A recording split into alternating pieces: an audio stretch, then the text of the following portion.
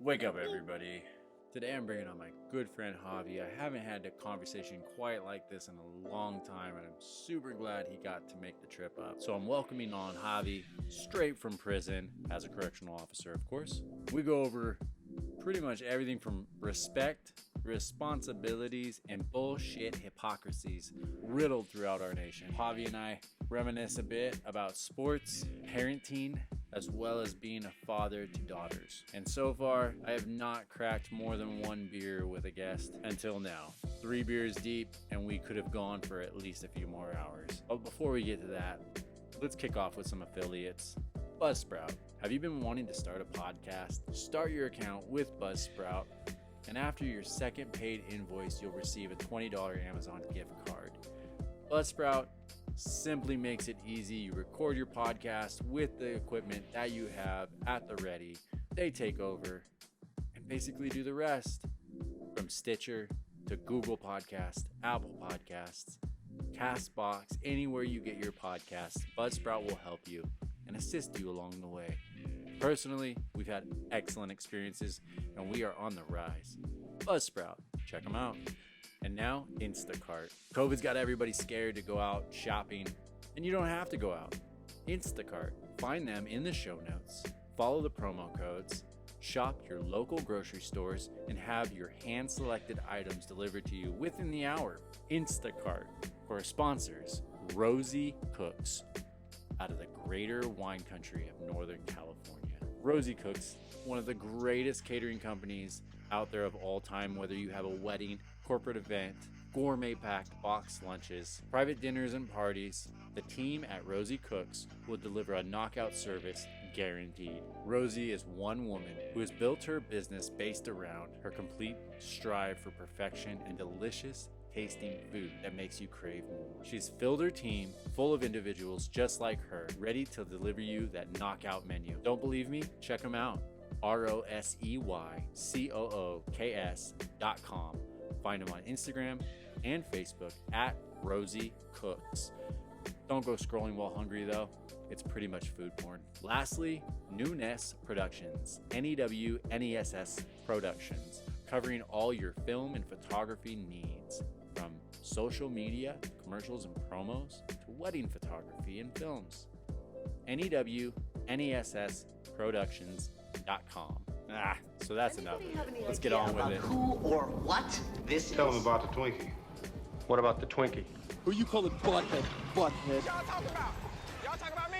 You take drugs, Danny? Every day. This is ridiculous. It's crazy. I feel like I'm babysitting, except I'm not getting I've paid. heard police work is dangerous. It is. That's why I carry a big gun. Aren't you afraid it might go off accidentally? I used to have that What problem. did you do about it? I just think about baseball. Declare.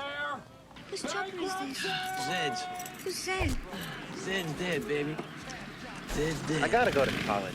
Danny, this isn't Russia. For a disaster of biblical What he means is Old Testament, Mr. Mayor. Real wrath of God type stuff. Fire and brimstone coming down from the skies. Rivers and seas boiling. 40 years of darkness, earthquakes, volcanoes. Dead rising from the grave. Human sacrifice, dogs and cats living together. Mass hysteria. That's what she said.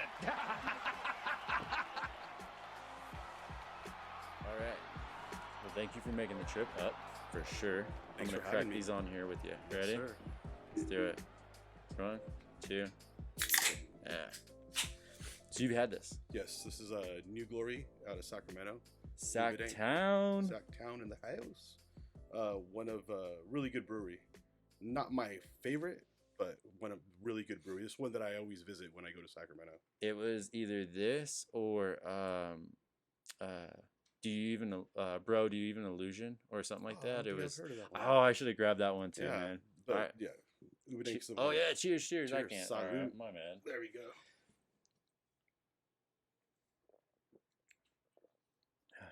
Ubedank. So this one started off as a one of like the beer they would come out with just every once in a while, but the popularity was so there and the demand was there that now they brew it. I like that. Yeah. That's I said it before.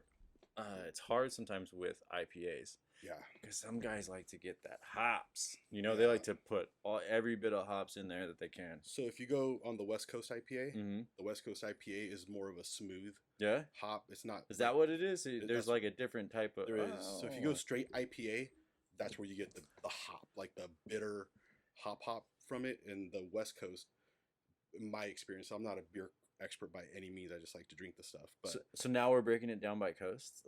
So is there going to be an East Coast IPA? Well, there is. Is there? There is. It's a New England IPA, and that's the juicy one, the one that has like a very orange flavor, forward flavor. I might have to try that. Yeah, because I think I brought a hazy actually. I might have to try that because did you ever grow up? Did you listen to rap? Do you listen to Absolutely. rap? Okay. I don't listen to new rap. No. I can't stand the new stuff, that mush mouth crap. No. But as far as like Snoop Dogg, Dr. Dre, RBL Posse, Master P, back when he was right here. Make him say, I was more East Coast. Okay. Well, yeah. DOS Effects. I just got done watching the Wu-Tang series on Hulu. Did you like that? Yeah, it was really good. Yeah, I can't wait for the second season to come out. The dude that plays Raza was he's pretty good. Yeah. I was pretty impressed. I wasn't expecting much out of it, but it just kind of was. If you watch this, you like this. Because we watched a show called Snowfall, which is excellent. Okay, so yeah, I started Snowfall. You need to watch it, dude. It's confusing. I think I got 2 seasons in. Okay. Oh, you were into it then. Yeah. Oh yeah. I dug it. That's a good show, man. It's that was the one where in the like opening scene, like they're doing blow. It's the CIA agent, right? Yes. And his dude, and they're like having sex, and they ODs. Yep. Yeah. Okay. Yeah. Great show. Yeah. I like that. Yeah. Why I like that is because it was more real. Like the dude that was investigating, and you know what I mean? Yeah. No, the guy that took over the place. Yep. It was just this normal dude that had, you know what I mean? Just kind of a. Yeah. It wasn't Hollywood. No, it's actually to me it was probably one of the better made shows. And I remember when it came out, I was like, I'm good. Yeah. And then once now we have Hulu and stuff like that, and I don't watch the Channel 3, Channel 10 stuff. We started watching it. We're big into that. Since we can't go anywhere and have to stay home all the time. Yeah. Yeah, I'm pretty sure everybody's caught up. I mean, I started like a list of things that I need to watch. I have one movie which is The Last Full Measure. Have you heard of it? No. So The Last Full Measure is a movie about my stepfather's, I think it's his platoon. Oh, no way. Yeah. Or his unit. There's a crossover, but it's about this guy Pitzenberger, and he was awarded the Medal of Honor later, but it's total Vietnam story. And my stepfather was there, knew the guy.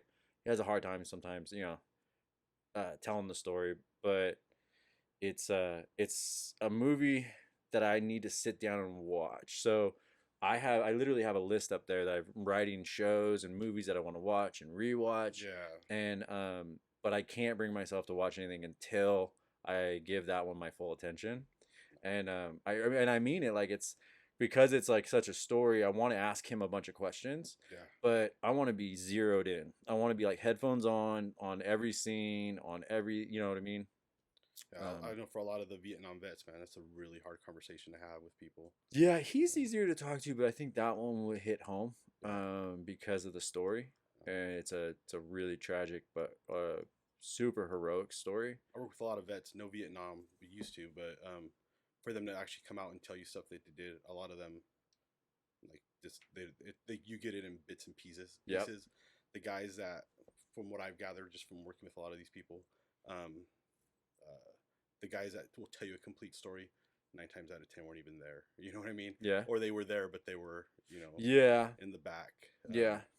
But the guys that were actually in the shit, as they say, were it was a total fuck up, man. Yeah. Essentially, I'm really interested in the Vietnam War, and I'm doing a lot of research. Actually, I'm actually writing a book, and it's a fictional book, and it's about because I always point at Vietnam, and I say, the silver lining in Vietnam, even though like it was not a war we won, or it was or should have even been there.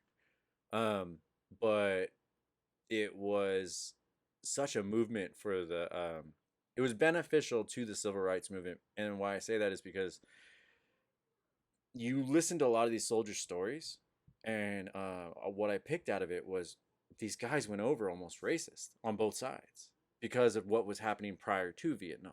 But these were just kids, you know? And then that bullet, like, this is the way one Vietnam soldier put it. He said, as soon as that bullet went by, he was just a brother.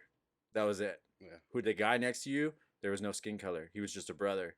There was what fatigues you were wearing. Exactly. That was what it was. He's on my team or your team. And so that's what a lot of guys say too that I talk to, that there's no colors over there. There's no nothing. You know what I mean? No, they had a little spat, but once they were in the shit. Yeah. And like one guy that I know, I won't put names out there, but you see him, you think total racist.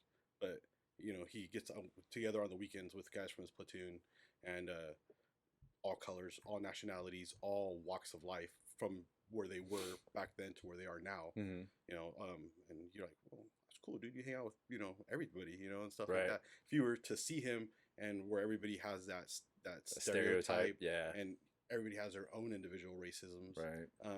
You'd think it's just angry white boy, you know, or Right. something like that. You know what I mean? It's Right. just, and it sucks. And hanging out with people like that and talking to them and developing the friendships has really helped me. You know what I mean? As far as I grew up where I grew up, and my neighborhood was what it was and everything, you know, and I grew up with all kinds of people. So I never really experienced racism, but I knew it was there. Mm-hmm. It wasn't until I moved to the white side of town that I actually experienced a little bit of racism when I had my neighbor asking me if I could cut her grass next and how much did my company charge. Oh shit! Yeah. What? Which is cool. What is what it is, man. She didn't know any better. I think just her age and the way it is. I'd have been like, we do $300 an hour. I hate doing yard work. There's no way. $300 an hour. Yeah. Do it for $300 an hour. Yeah, maybe. I've never felt racist, nor have I ever like even seen color. Yeah.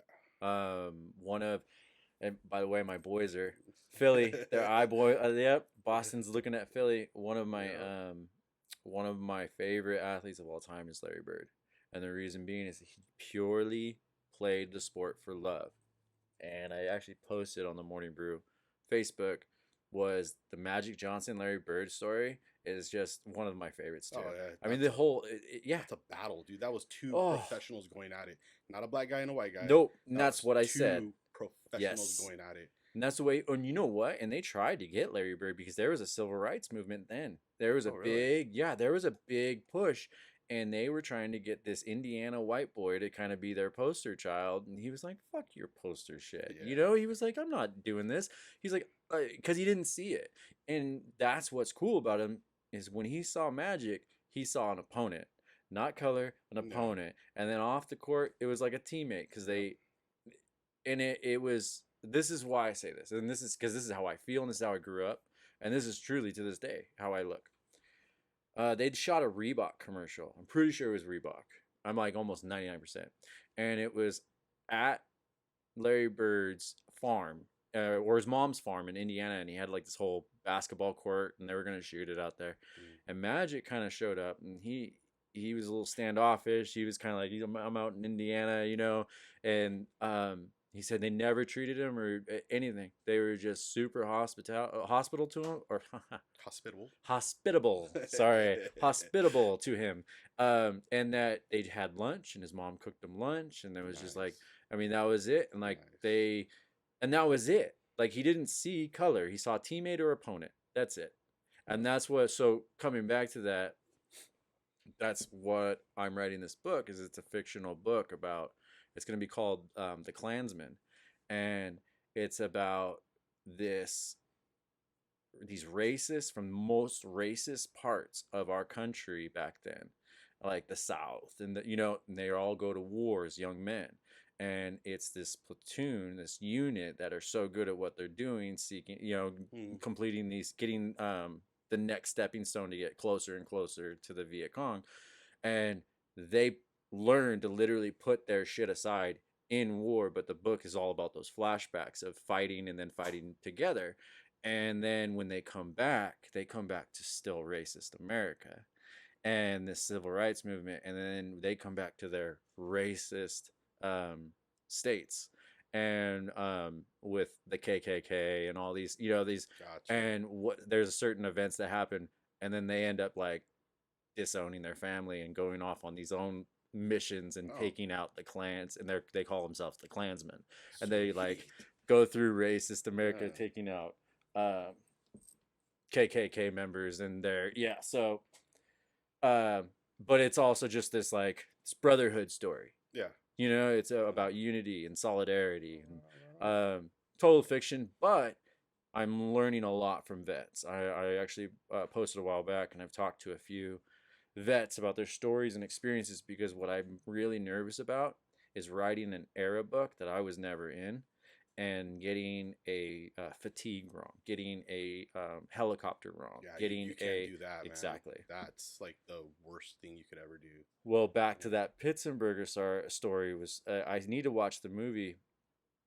The reason he was left behind was because he was letting another. He was a PJ.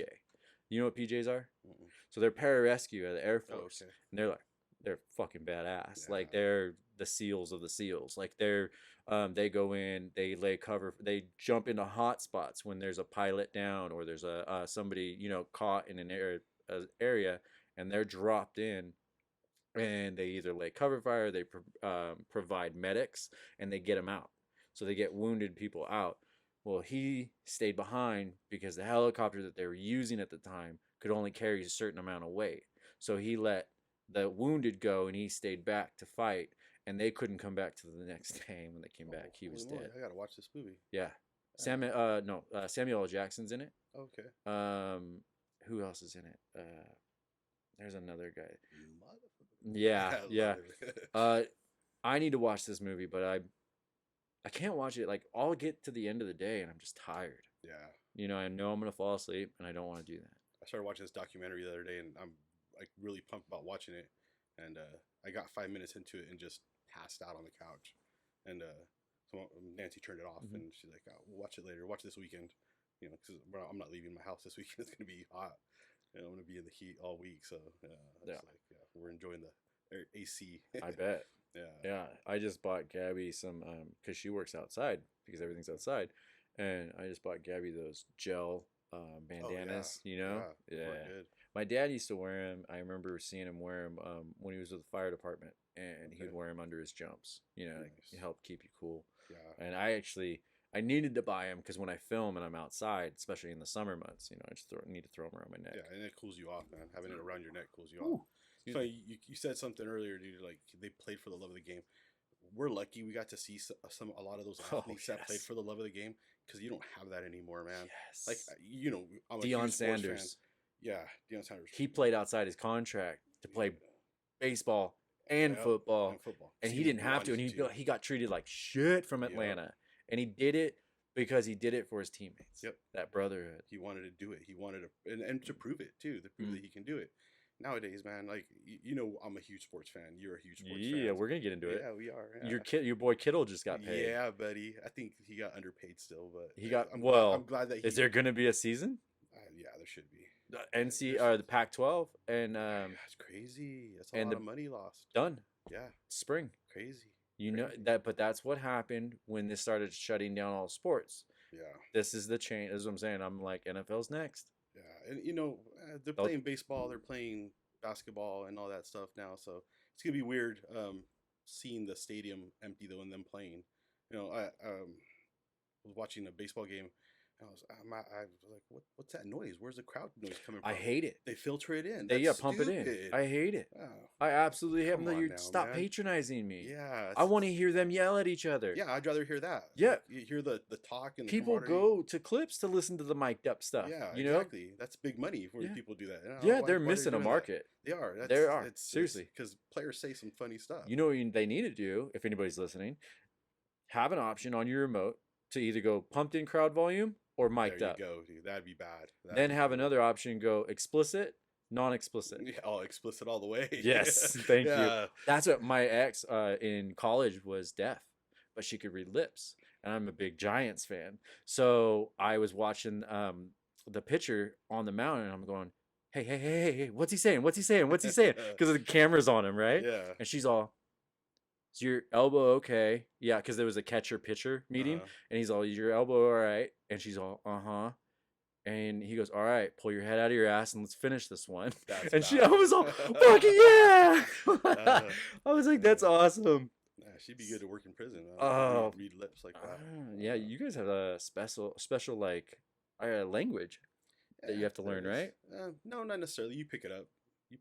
But there's like, they have their own forms of communication. The inmates. Absolutely. A lot of the Northerners and the Mexican gangs, they speak it's called like Wahilis, like one of the Aztec languages. Wow. And so it's like a dialect that it's kind of sounds but you guys have departments that are yeah, we do. I've never learned any of that stuff. It's just stuff that I picked up from inmates, that I but you do have like a guy there that is or woman. I don't know why I went there. Person.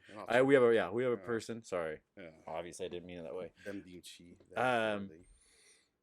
Obviously you have an individual there that specializes in if that person language is an issue of special interest, they'll bring people in for that. But it won't be anything that you'll see, I'll see. It'll be behind the scenes kind of stuff. We'll see. I mean, it's pretty cool. It's neat. When I first got into the department, I wanted to really learn that aspect of it. For personal reasons and just people involved, I ended up not going that avenue. Yeah. It just wasn't my scene. Yeah. And it is cool. I still to this day it's something I wish I would have just put that stuff aside and actually gone for it, because I was all about it when I first started. But you do different avenues, different stuff now. Yeah. I'm good where I'm at. So what are you looking at before retirement? 6 years I can retire. No way. I'm old, oh, man. You're stoked, aren't you? Yeah. I doubt I can leave in 6 years though, but I probably have to do at least 10. Oh, okay. That's still cool though. I mean, it's still good. You have the option in 6. Yeah, 55. So 50. I can retire at 50. I'll be 44 next month, and then I'll have the 21 years in, so I'll be cool. But it just, we'll see where I'm at in the world. Yeah. Where my kids are, if they still need me, like financially, like they're still in school or whatever, then obviously I'm gonna stay to help them out. Yeah. If they're good, then I'm good. Yeah. And we'll do something. I don't know what's good anymore. Yeah, man, as long as they can pay their bills, man. But like, like what? With what? Yeah. Man, when it comes down to it, good for me nowadays, and this wasn't my mindset. You would ask me this question 10 years ago. It's what makes you happy. Oh, for sure. Yeah, it's what makes you happy, man. I envy you. Like you get to why? Because dude, you have a creative mind. Yeah. And that, to me that's awesome, dude. Like, and you're willing to take chances and bet on yourself. I think it's more I've had to. Yeah, okay, but you're still willing to do it though. Yeah. Because you could resort to going out and finding a 9 to 5 that you're going to be unhappy with, but you're willing to take that gamble and put a show like this together. Your awesome photography that you do. Oh, well, thanks. Your book writing that you do. To me, someone like that, it's just it takes a certain amount of bravery and nope.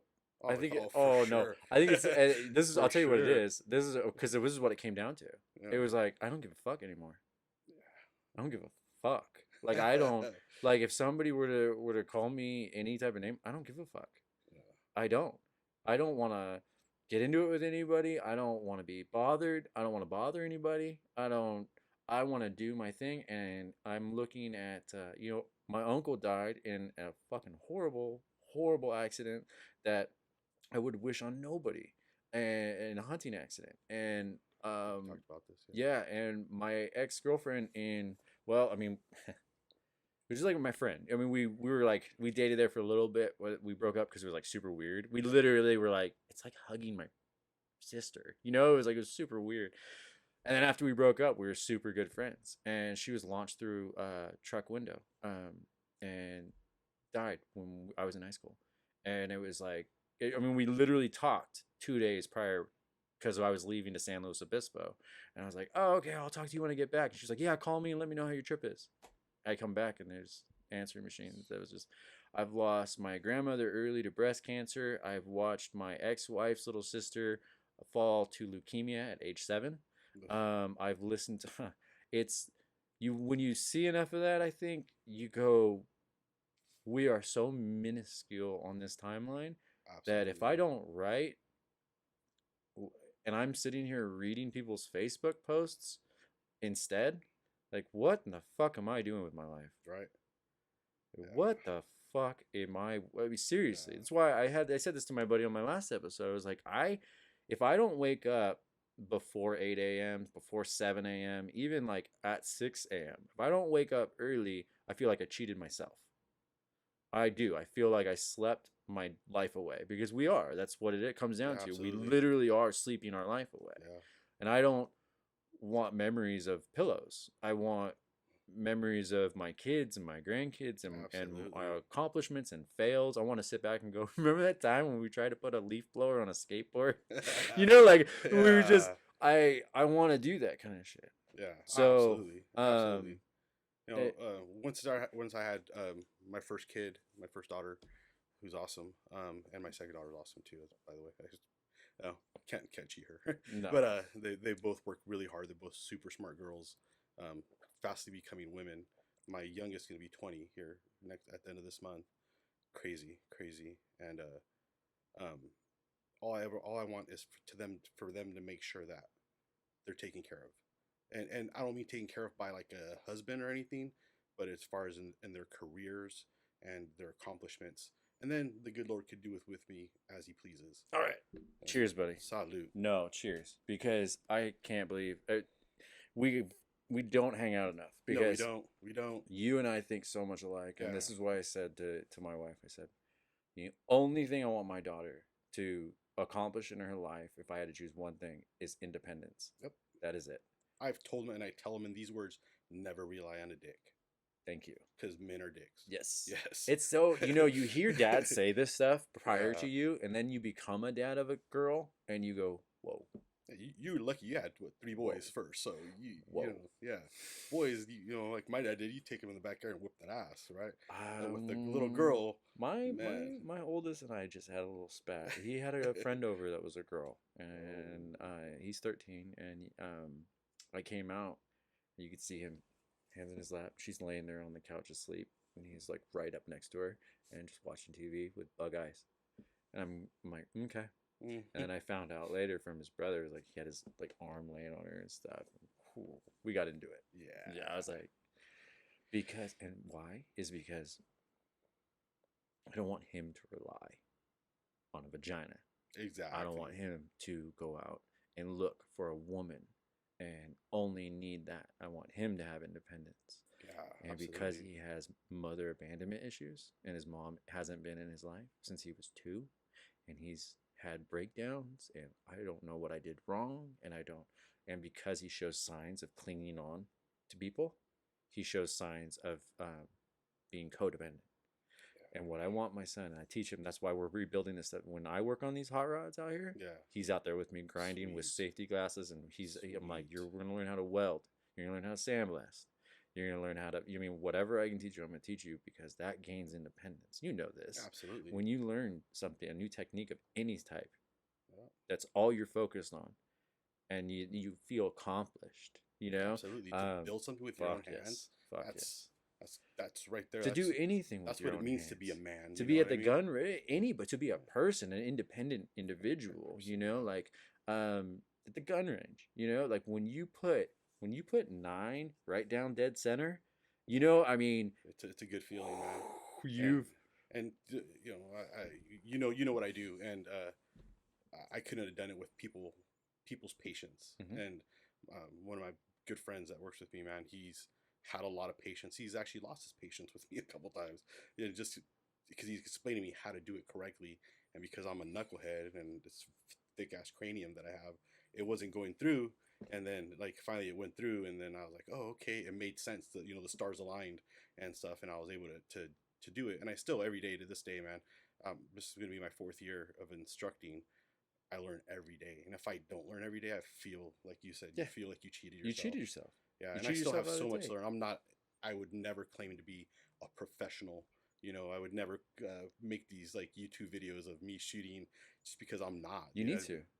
No, you need to. no, Just because you could challenge other people. You could have like a little group of guys, whatever. Well, just do. I mean, you don't need to. Yeah. Don't let me. You do what you want. Yeah. I'm just saying, like, when people see, I think people count their days until they're 80, 90. They're like, I have until I'm 90. I have until I'm 80. I have until I'm 60. I'm gonna live forever. And that's what I mean by all those people that I've experienced, you know, throughout life, by everything that you see every day, by a 5-year-old just on his bike, shot, when Sequoia Turner shot at 7. I mean, when those are, you're surrounded by it every day. I don't have till I'm 80. No, absolutely I don't need. I'm not even promised 35. No, absolutely not. I have no fucking idea. One of my favorite country songs, the verse in it is, "If you want to make God laugh, tell him your plans," right? Because you never know, dude. This every day is a gift. If you don't treat it as a gift, again, you're cheating yourself, man. I try to, and sometimes I'm just too damn tired to fulfill what I want to fulfill that day because I have to work. But you know, it's right now with the new house, like we're gardening and we're fixing the backyard. Every night before I go to bed, I go outside and I water all the plants that we planted. And like last weekend, dude, I had Nancy out there, you know, helping me cut down a tree and working her butt off. She was a poor girl. She was sweating her ass off, right? And I'm like, right on, Mama, good job, because that's not Nancy, you know what I mean? Yeah. But we got that sense of ownership right now. Oh, Nancy's my dog, you know that. Yeah, I know. Yeah, Nancy's my dog. Me and her, man, we're inseparable. You same with you with Gabby, dude. You guys made strides. You have to be. Yeah, have to be. What's the purpose of having a partner? Yeah, absolutely. It's cool if you have a partner and that's your thing. Like that's what you were going into. It was like, I go out with my buddies, you go out with your friends, we come back. If that's you, but that's if your lifestyle. You know what I mean? Like to each is their own. But the way I look at it, why spend it with somebody you don't want to spend it with? Absolutely. Why? Life's way too short to be unhappy. What we're just talking about. Exactly. I'm not promised 35. Yeah. So when you start looking at shit, it's like, I've got a lot of shit to do. Yeah. You know, what's funny is I got a lot of shit to do, but I don't ever see myself not doing it with her. Mm-hmm. You know what I mean? Every time that I envision, like one of my goals is to go to Europe for a couple of months and just backpack, travel, see all the beautiful museums before these libtards take it all down and stuff like that, because I'm sure it's going to happen there eventually too. I want to be able to see that. I want to go to the Vatican. I want to go do all that stuff. But I always picture her right there. You know what I mean? It's you know, even like when I graduated Ranger Master School, and that was a struggle. The first person I called was her. Babe, I got the certificate in my hand. You should, man. Yeah, like that's you the know way what it I mean? should be. Yeah. It's good for you. If I like I'm off with my friends and I'm doing something cool and a cool experience happens, boom, she's the one I call. Hey, check it out. Like this is what happened. You know what I mean? And she's like, oh, right on, man. You're badass. So yeah, it's cool, man. It's life's a trip. Life's a trip. How the full circle aspect of it. You know, everything that someone tells you when you're young and dumb and think you know everything, and then when it comes back around, you're like, holy crap. Yeah. I think it's just about life experiences. It is. And if you don't have those experiences, if you're sheltered the whole time, it's it's a lost sense of reality. It is. And that's what, in my opinion, is going on with society nowadays. Is nowadays, if you took your kid out back and whipped his ass, you're probably going to go to jail. Oh, did you hear about? I was listening to fucking Joe Rogan, I know, and he had I think Joey Diaz on, and he was talking about there's the DA's husband who there was protesters and rioters, and they were coming up to their house, and he pulled out a piece, and he was like, "Get out of here." Somebody snapped a photo and turned him in, and I guess now he's facing misdemeanor assault. Oh, really? Yeah. Welcome to California. Yeah. But you know those people in Missouri, they got off. Remember those? They got off. The couple. That was badass. Yeah. That was like. Did you see the fence kicked in? They didn't show that. No, I did. Media doesn't show that. No, that's why you don't follow media. You follow other sites. No, yeah. And they had a fortress where they were behind, because there was one of those gated communities or gated houses, and they kicked it in, and they were threatening them. At what point wouldn't you? Yeah, exactly. You know, and I know, like, especially in California, like, a lot of the rules are, you know, they have to be in your house. They have to be there has to be that present danger, that dignity, sanctity of life threatened, before you can do something about it. You know, as far as lethal force. My thing is, if I have like a mob of motherfuckers coming out my door, that to me is sanctity of life. They're there for one reason. They're not there to shake my hand or come drink my beer, which is, I'm in definitely my not. opinion, is gonna be. And I'm not looking or caring about their skin color. Yeah, no, you don't. You see a threat. You don't. No, see skin it's color. coming forward. You see a They're all mob. masked anyways, You see a mob. yeah. What you just said. That's it. Yeah, a That's mob. all you see. I'm definitely. Mowing You see me. danger. I'm mowing me down some other. Come on, yeah. We can cuss, right? Yes. Okay. Yeah. Fucking Yes. A. All right. Cool. I don't care. I can relax. Didn't then. you hear me? I said when you don't give a fuck anymore. Yeah. No, when you just it's what you said it is, but it's so easy for it to get twisted the other way. Oh, it is. And that's what I was fuming about this morning. The camera angles. That you know what I mean? that kid, the 5-year-old kid. Yeah. Now, sad. first of all, I posted Sequoia Turner because nobody fucking said anything about her. Doesn't matter. She's not a political figure. Her parents. It didn't fit. The bullet again. I said it. I'll say it again. The bullet didn't come from a cop's gun, so it didn't fit. So it got buried by just tiny little local media. No mainstream. Nobody cares. Nobody wants to talk about it. Nobody cares about her. And no politician going to benefit from it. That's Right. why it's not So there. yeah, exactly. Thank you. And nobody's waking up to that. Yeah. Nobody's waking up to either side, the far left or the far right. Yeah. You know, there's just either way. The Canon thing. I'm pretty sure this motherfucker, this dude. I'm just. I posted this thing on Morning Brew about Canon because I was thinking, like, I don't care who or what race or creed walked right up to my 5-year-old on his bike and shot him. I'm killing him. Oh, absolutely. I'm losing my mind.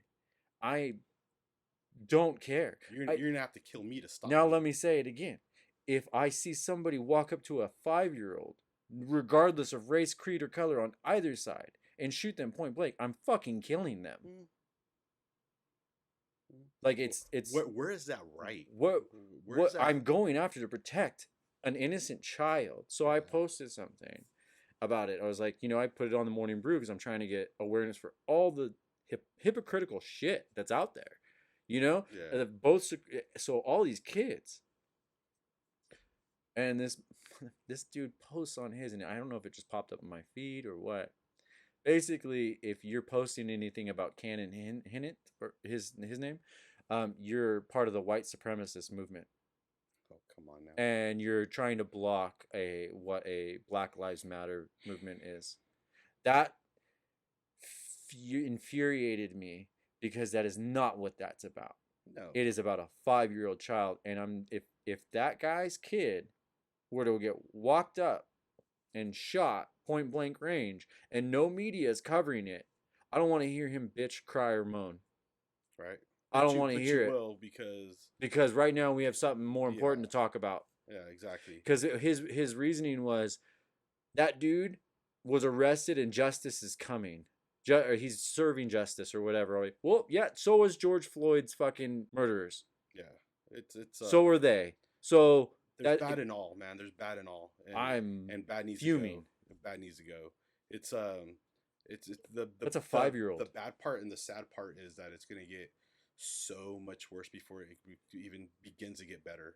Unfortunately I agree with you. Yeah, it's gonna get so much worse, and it's already getting worse. Yeah, every day. You saw I said something. There's this dude that in the Safeway parking lot stormed out of the parking lot and smashed into a shopping cart, just sending it flying, and was like peeling out because he was so pissed off.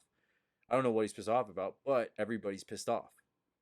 That's the thing, is everybody's pissed off. Yeah, everybody, all fat walks of life. Yeah, it's getting worse. It's getting worse, man. That's why I try to stay home. Bigger cities, it's getting worse. There's an exodus out of big cities. Yeah, well, shoot, they're going to rural areas. A lot of the videos of Los Angeles. Los Angeles looks like a ghost town. Los Angeles. How many lease signs are up? Freeways. Yeah, lease signs. Well, and then I'm gonna admit something real quick. I have a TikTok account because my wife has a TikTok account. account. Yeah, I made like I'll- 5 videos yeah. with my kids, and Yeah. I'm like, I'm done. I haven't made any videos I'm done. yet. I'll lose myself in the TikTok hole. Oh, absolutely. You Big can. time. Oh, big For like time. 2 hours. Oh, big time. You're like, what did I just do with my life? That's what I mean. It's like, what did I just do? Nancy, huh? Nancy, is she? She's oh man, she loves TikTok addict. Her and Gabby. Oh yeah. Why don't we hang out more I often, don't know, man? We have to, man. All right. We're like seriously 2 peas in a pod, dude. Like, I was listening. except for the fact that you're Cincinnati Bengals. I mean, come I on, can't. man. Well, what's funny is I would have been on your side a few years ago. Yeah. But I don't want to go to Santa Clara. I don't want to go to Santa Clara. And either. honestly, I'm kind of getting pretty embarrassed for the city of San Francisco in general. Dude, so when me and Nancy first started dating, dude, that was our go-to destination. Loved walking around. I San Francisco. love San Francisco. Beautiful, Yes, beautiful, great one food. of the most beautiful cities in the world. The food, Great the architecture. diversity, the architecture, Yes. the people, and one of our favorite things was to grab something to eat, sit on a bench, and people watch, and just chill, man. And you could do that, and you could be having purple hair, you could having bones through your nose, and nobody gave a shit. Nobody gives a shit. You're not hurting nobody. Yeah. You're not bothering them. Their way of being. If there's a guy in a suit and there's a guy with a bone in his nose, they're equally walking together down the block, and they might even be having a conversation about something. And that's what I loved about San Francisco. Growing up in sheltered ass Lodi, you never saw that. If you had tattoos or you wore. I was baggy born in the clothes. Bay Area. Oh, okay. You know, so I yeah. mean, literally the day after I was born, it's a picture of my dad holding me in a Niners wrap, watching a Niners game. What happened to you? They went to Santa Clara. It's like They went to Santa they're still Clara. the San Francisco 49ers. They are right, not. man. When they In show that my Golden heart, Gate they'll Bridge coming across and the It's opening fake. scene, It's fake. Yes. it's I now know. let's shoot back to an hour and a half away. Yeah, I know, man, but it is what it is. Dallas isn't I in went Dallas. to no. Okay, it's more than that. It's with the organization with the shit. The stadiums. I don't like the stadium. I have No, no, it's desire generic. It's to go generic. there. There's no like Candlestick Park. There's no, and then on top of it, you have my Giants right on the bay. Yeah. You've got the Golden State Warriors, not mine, right on the bay. Yeah. You could have been the city with a team on the bay. Oh, absolutely. On the bay. If they can do it, why the fuck can't you? Yeah. Well, at that time it was different politics. That's my point. Yeah. I'm out. It was different. I'm out. politics. That's bullshit. Because what I went to, But it's not the team's fault. It is the team's fault. It's your No. if the owner as the owner of Well, the team is it's- to represent. But it's not the same owner now. Well, it is, but it isn't. Then get them back to Jed San York- Francisco. I'll tell you I'm what. all for it, dude. They go they're- back to San That's Francisco? gonna happen a lot more than it is. Watch They it. will be my second team. Okay. All right. Yeah, it's. in Here's my the thing. opinion, I it's good. root for them if my boys are out. Yeah. I'm like, all right, cool. I can't say I rooted for them in the Super Bowl because it was. I know. I'm sorry. Let's not bring I'm that sorry. up anymore. Is that a little sore? We need to crack the next beer. Absolutely. Oh man, worst days of my life. I didn't root for them.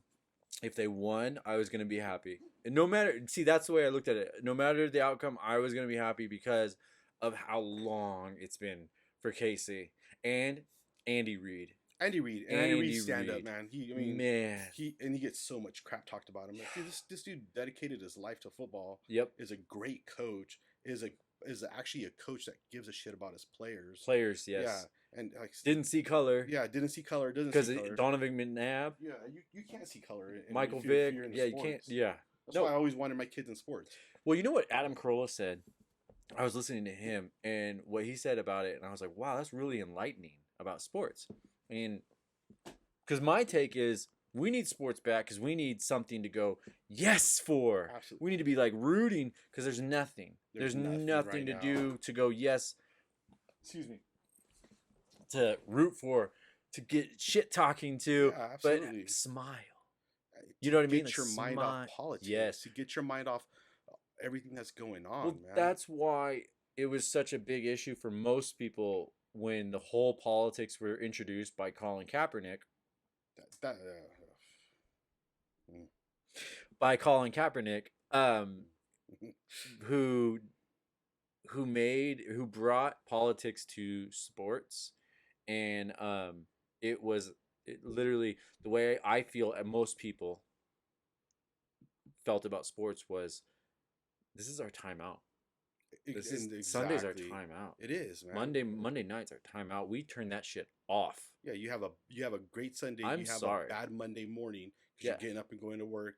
Then you get Monday night to watch Look, a little we're bit more human. football. I get that bad shit goes on in the world. Bad shit goes on in the world all the fucking No time. matter what. If we don't get a couple hours, turn it off, and hand the baton over just for a few hours. If you don't get that, you're gonna go crazy. Oh, absolutely, 100%. You're gonna go absolutely ape shit, and to the far spectrum, whether you're right or left, you're gonna go because you don't get a reset. It's the same thing with like muscle building. When you work out, you don't build muscle in the gym. You build muscle in sleep. You work out your muscles in the gym. When you get into REM sleep, that's where your muscles build and recover. And so you've got to do that mentally. You've got to be able to just go click. I'm off for a few hours. I'm gonna go fucking crazy. Yeah. I'm gonna stab somebody. I'm gonna shoot somebody. I'm gonna go out and do drugs. I'm gonna go pound some alcohol. I'm gonna whatever their vice is. Yeah. They're gonna go do it because they need something that shuts it off for them. It's so in my human nature. in my house, dude. Sunday NFL Sundays are me getting up early, cooking breakfast, drinking some beers, barbecuing, and watching football all day. And my family, as much as my girls, they cheerleaded for football their entire lives. My wife Nancy, she's watched football for 26 years with me. She still doesn't know what a first down is. Come on, Nancy. She's getting there a little better, but she'll still sit there and watch it with me and enjoy the game because she knows I'm enjoying the game. She's such a sweetheart. She is. You fucking lucked out, man. Yeah, absolutely, 100% I did. Let's crack another beer. So yes, here you yes. go. This is a blonde ale. So this is right here a New England style IPA. It's out of Fairfield. Fairfield. Yeah. And thank you. It's if you read the name. All right, buddy. All right. Second beer. It's the first time I ever cracked a second beer with somebody. Really? Yeah. This is Heretic out of Fairfield. Really good brewery. Make America Juicy Again. I've heard. I wonder where their politics lean. Right. So you taste the orange in it, the juice. I think I prefer that one. I'm an East Coast. Yeah. I think I'm an East Coast IPA guy, just like my rap. So back into rap. Yeah. So yeah, I used to listen to like DMX, Nas, Jay-Z. That was kind of where I leaned more towards. Biggie, of course. Yeah. Oh fuck, Wu-Tang Clan was a big one. That was. I have my Wu-Tang Clan shirt upstairs. Oh, do you really? Oh yeah. Yeah. I was angry, man. My parents fought though. Like my parents fought a lot. So as soon as like I picked up DMX, it was like an outlet for me. Most guys would listen to, remember Disturbed? Mm-hmm. Most guys would listen to Disturbed in like the football locker room. I was listening to like DMX and Eminem because they were like the angriest fucking rappers, Yeah. And anyways. Yeah. So, I used to listen to like DOS Effects back in the day, Tribe Called Quest. That was the music that was out when I was in high school. Mac Dre's Bay Area, yeah. Yep. But yeah, just I grew up idolizing lowriders. I grew up in a Eastside Lodi, primarily Norteño neighborhood, and everybody like the cool dudes to me were like the gang members, that were getting out of prison at that time, and they have the Impalas, all the Lolos, the Lolos, and I remember growing up as a kid, that's when breakdancing was in big time. Yep. I remember the Lodi, cardboard box. The Lodi Poppers were right around the corner for me. They used to breakdance out there in one of the apartment complexes, so I used to always go watch them and stuff. So that was my upbringing. Now, mind you, if I ever got caught hanging out with the gang or with those gang members, and my dad caught me, I was getting an ass whooping and a half. Oh. Because my dad would come home from work like at 5, 6, 7 o'clock at night, and if I was out there hanging out, yeah. Did you spank your girls? Very rarely. Like when it needed to be. When it needed to be. I think maybe once, if the max twice. Yeah. I don't think I ever spanked her. Maybe. Not that I can actually remember. Yeah. Maybe she'd probably tell you that I spanked her like 100 times, but I think there's a call for it when it's needed. It's needed. When it's needed. Me and my brother needed it me and my brother, like, Oh yeah, I needed it. yeah, oh, absolutely. Fucking- Like, I don't even remember it. I don't remember, like, it's hard to even remember a day that I didn't get spanked when I was growing up. Ugh. You know what I mean? I think it's hard to remember a day I didn't need to get spanked. When Absolutely, I yeah, yeah. I mean, tell you what it did make me. It made me a lot sneakier, you know, and not wanting to get caught. Yeah, For the bad things that I was doing. that's my issue with it. So what I started doing was I started thinking about, okay, what could my dad have done? And what my dad never did, I feel like, was follow through with a conversation. I felt like it was just a spanking. You shouldn't have done that. Yeah, that's it. Tell you a funny story, dude, about that. So, my dad was actually working on a '65 Mustang that we had, and working on it. Why does everybody have a Mustang? Mustangs are bad, dude. My dad says I was conceived in a Mustang, so that's probably why It's probably more information than you asked. Right? It was way too much, but it is what it is. We ate dad. Oh, by the way, I took your mom out. And we didn't even get a hotel. Yeah, no money for a hotel. So he left his pack of True Menthols on the hood. So I grabbed one. You know, my dad smoked up until 25 years ago, and I picked one up. My brother tells on me, and I remember to this day, my dad got me, beat the holy living shit out of me, and then had a cigarette in his hand, lit, and he's telling me, "Don't you ever fucking smoke again? You hear me?" Yeah, and I'm like thinking, like, the fuck? What? The fuck? Yeah. There is this word in the dictionary on a side note called hypocrisy that I would like you to learn. Yeah, sir. But there's no way in hell I was gonna tell him that because I was already bleeding. No, I was already bleeding. It was just yes, sir. Yeah, dude, my pops ruled with the iron fist, man, but he was a hardworking man, dude. So like I give him all credit. Oh yeah, I respect that about my dad for sure. Yeah. Is that he never was on welfare or unemployment. Nope. Dude worked. Yeah, works his ass off. But my whole thing with him was he never took responsibility. That was the weird thing. It was the responsibility that got me, and I think that's like where I'm really like trying to push on my kids and myself too. It's like you need to take responsibility for your own shit. You're a good dad though, man. Thanks. I try, but it's a lot of it comes from like shit that didn't happen. Like I said, like it's what I learned not to do. Exactly. That's the same with me, man. Like I learned to listen. Yep. I learned that hey, it doesn't matter if my kids are into hockey, soccer, or whatever. I'm gonna learn it because my kids are into it. And what matters to them is that I'm on the sideline. Absolutely, 100%. That's it. 100%. I'll try to get there. I mean, work obviously sometimes inhibits you from being able to do that. But I'm gonna let every one of my kids knows that I'm into what they're doing. Absolutely. One of my biggest things is when I joined the department, I used to have to work whatever hours they needed me to work. Right. So for a while there, I missed a lot, and then you start learning how to like take holidays or do swaps and stuff like that. So then I started being able to work that angle and be there, where I work like 2 shifts so I can have 1 day off and stuff. And so I did, but at the beginning, because I didn't know about all that stuff, I ended up missing a lot. But like my reasoning is I'm doing this for their good. You know what I mean? And I know that was my pop's reasoning for not being at majority of my football games and stuff like that. Is he was just working, man. Right. Like, working his ass off. off. you know that if he wasn't, he'd probably be there. Yeah, absolutely. 100%. He'd ask me about it. He'd like, hey, what'd you do? Sat on the bench today, Dad. Well, you better fucking get better. Absolutely. Yeah. Right? Mine was pretty hard. He was like, I was into stuff that he wasn't into, so he wasn't into it. Yeah. I has no interest in it. Yeah. If I played soccer, didn't interest him. When I played football, it interested him. Okay. If I was building bike jumps and dirt bike jumps, didn't matter to him. If I was wiring up my stereo and my Camaro, didn't matter to him.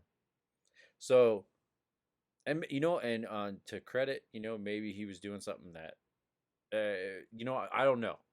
But what I do know is it would have been really cool to do all that shit with him.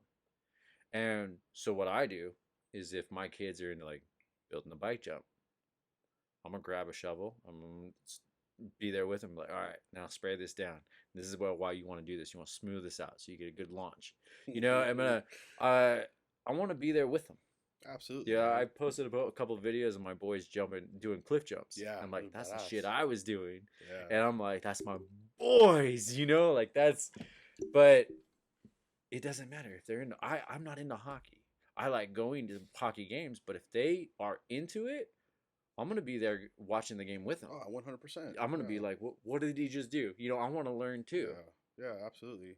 That's me and my girls cheered and then drill team, and you know, I could honestly probably right now recite 3 or 4 cheers to you by heart.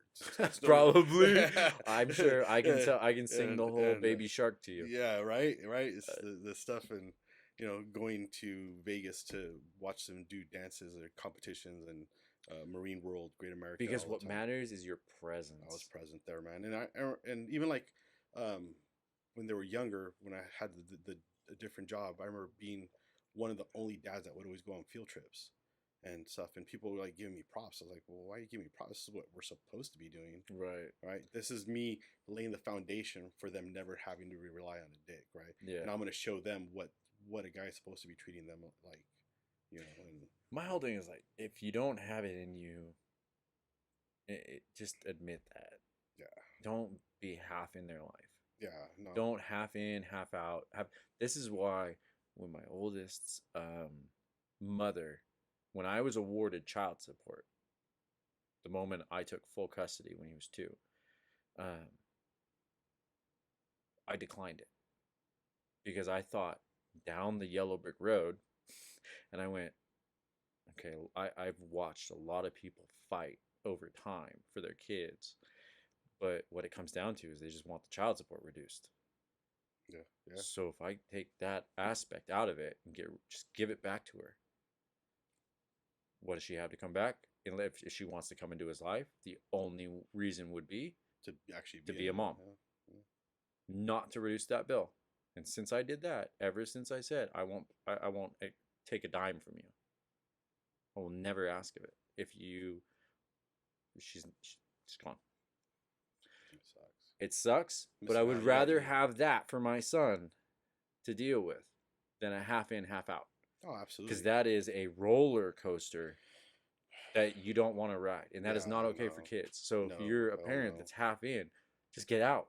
Dude, being a dad is probably one of the hardest things. Being a dad to 2 girls, one of the hardest things I've ever had to do. You know, because my enlightening. I'd say it's one of the most enlightening things. It is, dude. It mellowed me out. It showed me how to be more patient, even though my girls were probably saying the fuck you did. But they don't realize how. But let's say this: how many times? I'm gonna ask you this question, okay? All right. How many times would you have been in prison or put in jail or arrested if you didn't have your girls? Countless. Okay. Countless. Because if I didn't have my kids, there'd be plenty of times. Because there are motherfuckers that have mouthed off or done something where I'm like, I breathe, and my first thought is, if I have to post bail tonight, that is a long road. Yeah. You know, that's a long court battle, and it's just grab your kids and walk away. A lot of that was Nancy too, though. When I met her, I was like still into troublemaking and doing stupid shit. And she, like, I remember when I first like started talking to her and was asking her out on a date, she's like, oh, I'm not going anywhere with you. I'm like, well, what? Why? She's like, because your friends are crazy and you're crazy. They've all got Lolos. Yeah, they all got Lolos. That was badass. But she's like, nah, like, that's not gonna happen. You guys scare me. You know, like what the fuck? Like, scary. I'm a nice guy you ever meet. You know what I mean? And then I had to like take a step back. All right, cool. All right, let me get some ducks in a row. And then, because the day I saw her, I was in love with her, dude. And you know, she didn't know my name. And then I followed her like literally like a puppy. And my buddy's like, go talk to her. Oh, absolutely not. Like, not yet. You know, you got to get to know something first. And yeah, it was funny shit, man. It's weird. When I met Gabby, it was like that. Yeah. It was, yeah.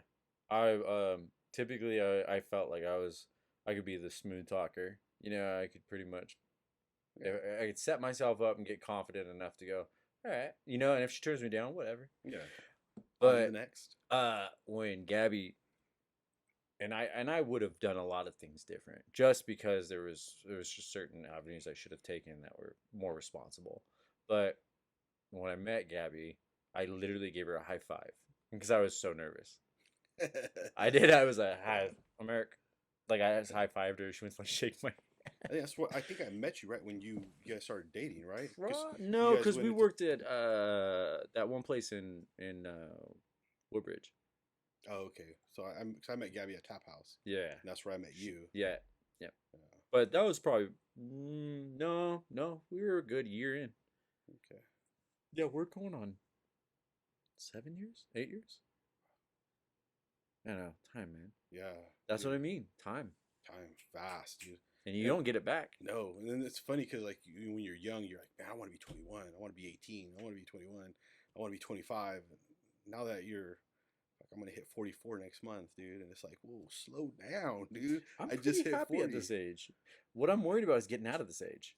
I'm like in that waiting kind of age. I'm like, I can go get super fit and I can go do anything I want. I can be an old man. I can. Yeah.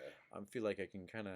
It's hard to balance, man. It's hard to balance. Like I said, I now that the gyms are closed down, my workout routine is like, it's been hurting because you don't have that motivation. You could work out, and I work out in the garage and stuff, but you don't have that motivation. You're not paying that money to go work out, so you don't have that like, well, I just paid the $65 came out of my account. I need to make sure I go to the gym, right. You know, and I'd go, and then I got to meet a lot of people there that we kind of work out together, and they'd give me routines, and I'd show them what I was doing and stuff. And then so now we were challenging ourselves back and forth and stuff, and then so there's a lot of motivation there, right? And now like in the garage, like it's like, yeah, I'm by myself, you know, got the tunes bumping in, and it's like, I really feel like doing that right now. Like I'll do something It's different. hard because you're at home. You're at home. You yeah. haven't left your domicile to like literally go out. Yeah. Drive that 5 minutes to get to the gym. Yeah, because when you leave your house, there's something in your body that kicks that goes, I'm awake, I'm alert, I'm out in public. Absolutely. And when you're here, as soon as you're like at home or whatever, you're kind of chilled. Yeah. It's hard to get into the intense mode. The color. You need a pre-workout. Color. I do. I take a hardcore pre-workout. Oh, really? Too, yeah, but it's caffeine, bro. I'm so. Yeah, I'm pretty numb to caffeine. Yeah, I could drink a Rockstar and go to bed. Oh, yeah, me too. I think I've done it. I've cut out all energy drinks. Sundays are my cheat days. Time. I've cut back big time. I drink maybe 1-2 a week. Yeah. Yeah. The thing I got to cut back out again was soda. I went 3 years without drinking Done soda. You know what? Really, seriously, if you really want to cut soda out, the Perrier's carbonated juice, not the fusion or whatever, but it's like half Perrier, half juice, and you can get them on Amazon, and they're like $1 a can or whatever, but they're like Rockstar can or not Rockstar, Red Bull cans. Oh, okay. And it totally tricks your mind in thinking you're drinking soda. Really? Yeah, and it's just juice and carbonated water. Really? Yep. It's like those. They're killer. I just bought Nancy some of those. They make the juices water, like it's like water juice, Akai or something like that. Different flavors, and they made a carbonated one for her mixed drinks, and there's no carbs, no sugar, and I bought her some, and so we've been looking to get them in bulk. And Amazon didn't carry them yet, but I'm sure they will. They carry the juice, but not the carbonated, the water one and stuff. So Nancy doesn't drink beer, so. Yeah, that's right. She does margaritas, right? She's a tequila queen, man. I'm a tequila guy myself. I'm not a tequila queen, but I'm an idiot when I drink tequila. Really? So I cut that out of my life, dude. See, that's why when people like smoke weed and they're like indica or sativa, it's like asking you tequila or whiskey. Yeah. For me, I'd go tequila, but for you, you wouldn't. You know, it's. See, and I could drink whiskey and be chill. Something in that tequila though just brings out another personality in me. I've never had that. And I have, dude. I've done some stupid shit, dude. And like, so it's like, cool. Said I got to be a dad, right? I got to be. My job could depend on it. If I get in trouble, so don't drink tequila no more. Not to say I don't do stupid shit when I drink a ton of beer too, but I mean, but I still have that. If I do this, shit can happen. I had like a year in college where I got real into fighting. When Fighting's fun, dude. It's a release.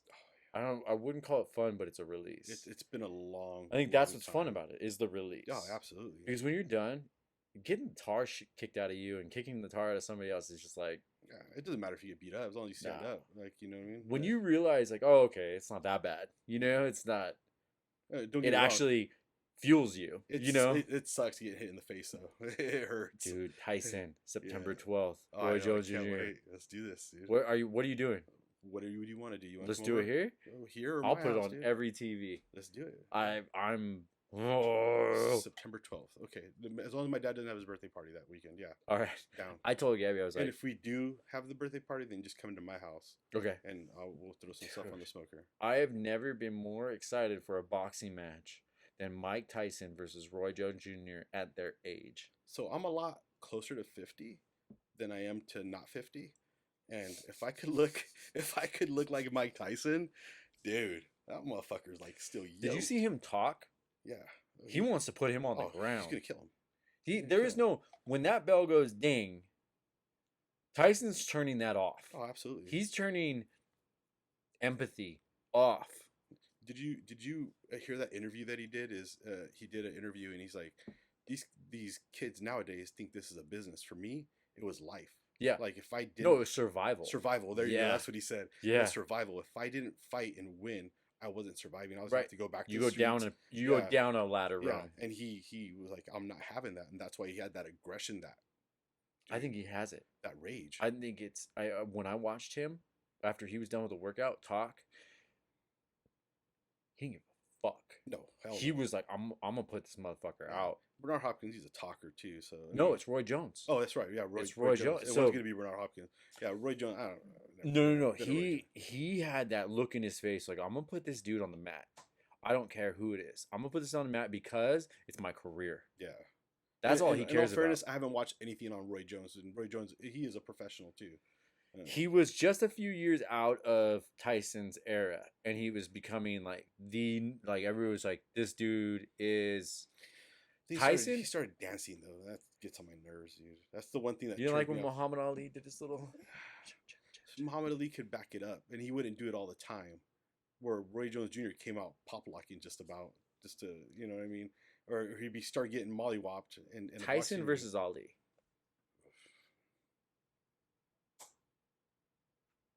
I love the dead silence because that is literally what it is. Yeah, I wouldn't answer that. I can't. That's answer it's a breathless pay-per-view that that. Yeah. if you charge $300, they would pay it. Oh, I would. Fuck yeah. Oh, I would. Tyson versus I Ali. I try to go. See Oh. that live. Oh. The energy in that arena. To see it There live. would be hairs standing up everywhere. You know who I got to see fight in MMA live? And one of the few. I've only been to a couple MMA events. I got to see the Diaz's fight. And Which one?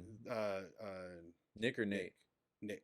Nick? Yeah, I've met Nate a bunch of times. Nate's a cool dude. That's what everybody says. Yeah. Everybody says Nate's Dude, really. I mean, they're salesmen for their fights, but Right.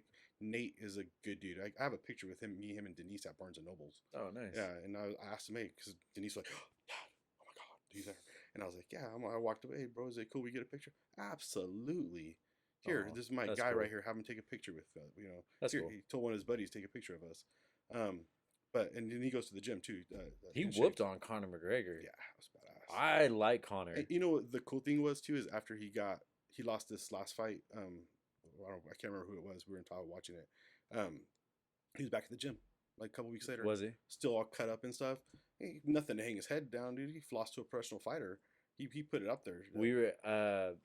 What is it? What is it about that arrogance that's attractive? Because I don't know. Maybe it's just that I'm Irish, but McGregor is that fucking. I'll beat your. You know, there's something about it where it's like this is fun to watch. It is, dude, and that's what it is. And they're salesmen, dude. They're the. I don't even want to disgrace Muhammad Ali, but they're the Muhammad Ali, the Roy Jones Jr. Yeah. What was that one No, I know what Mexican you guy mean. with that used to have the little hairdo right here. He used to wear like a bunch of weird flashy clothes as a boxer. That's them of their era. They have to sell the fight. They have to sell a pay-per-view. They have to put seats in the arena. Because if they just go up there and say, "Yes, I'm gonna have a great fight," okay, you're not gonna want. Right. If you're like, "I'm gonna beat your ass, man," But want McGregor's to dance? like, Yeah. he means it. Oh, absolutely. He But wants to that's the kill thing. people. I think that's what it is. Remember that he got into some trouble. Yeah. When he jumped on that bus. Yeah. and Well, he- what's that guy's name? I can't remember his name. there's but no yeah. cameras around for that. No. That's what I mean. He's like, It's well, not for the cameras They were with saying him. that he hangs out with like Irish mob and stuff like that too, and so he's got some history. You know what I mean? And You know, I'm sure he didn't grow up with the money, and No, we didn't. From what I understand from Ireland, I've never been there, but it's either there's the haves and the have-nots, and there's no in between. Yeah, and if you live in this neighborhood, you're fighting every day, you're doing shit, or you're not surviving, or you're drunk. Yeah, or you're drunk. Absolutely. So, yeah, dude, I hope he fights again. I really do. My mom's grandmother used to say, "I'm not an alcoholic, but you wouldn't want me to freeze, would you?" So, so that's funny. Anyways, Irish and Mexican are the same thing, dude. A lot of pride and a lot of drinking. Well, I'm Irish Portuguese. Oh, okay. So you're Spaniard. I'm parallelish. Yeah. Parallelish. Yeah. Well, everybody used to call me. I remember I was telling Gabby last night. I was like, I've done so many laps for correcting my coaches on my last name. Good to know. Give me 10. Yeah, right. Don't correct me. Well, it's me, dude. My name is. There's a right way. I always joke. A right way and a white way. The right way is Villanueva. Villanueva. The white way is Villanueva. You know. Gotcha. Yeah. So I'm kind of like a chimichanga. Yeah, chimichanga or what's a quesadilla? Quesadilla. I hate quesadilla. Oh. Yeah. That's almost to Gabby. She hates when people say "warsh." I think it's kind of funny. The washing machine. Yeah. I used to have a neighbor that's the way he talked. I'm going to go to Washington and the washing machine is broke. Yep. I was like, what the fuck is a washing machine? Washing. She's like, what do you mean? Well, what's a washing machine? I've never heard of a washing machine. I thought he was like talking about going to war or something. Oh, like Jesus. Some kind of gun. Like, no, the washing machine. Oh. Yeah. That was a good dude, man. His name was Walter Whitescarver. Like, probably in his 60s. Big Denver Bronco fan. And so he used to always go and watch football. He collected sports cards. I collected sports cards. Chain smoker, ended up passing away. I'm glad I got to know him. He taught me a lot. Taught me a lot about life. Good dude. He was my neighbor for a long, long time. There's so much knowledge and stories in just people. That's why I started this podcast. It's like, so everybody's got a story. Everybody's got interesting stuff. Yeah, that's the trip that you invited me though. I find myself dull. Why? I don't know, man. Why? You work at a prison. You're not a hard right, but you lean right. And Mexican, you think you're hard right? Do you really? No, I'm talking hard right. No. Like you get an abortion, you're going to hell. So no, you're my not thing hard is, right. as long as you're not bothering me, you can do whatever the fuck you want. Yep. As long as you're not trying to influence my family or me, do it. Yeah. What I always say on almost all my podcasts is do it. I want my gay neighbors to protect their pot plants with their AR-15s. Yeah, right. Leave me alone. Exactly. I care less, dude. I care less. You want to take a whatever you want to do what you. I don't care. Just don't push it on me. Right. Don't be mad at me if I don't agree with it. Cause I'm not mad at you because you're doing that. I don't care. You're so cool. But don't be mad at me if I don't agree with it. If we could all live that way, dude, oh my God, it's so much more peaceful. The one quote out of the Bible that I live by, dude, and I honestly try to apply this on a regular daily basis: is do unto others as you want done unto you. Well, and right, and so what I was saying about that dude with the guy that posted about Cannon. Oh yeah. And it was like, you're supporting a white supremacist movie. So Gabby goes, why don't you just remove him from your Facebook? And I said, because that is like, everybody has their own opinion. He won. Everybody has their own opinion. Yeah. I am now the far on the other side. Like by removing him.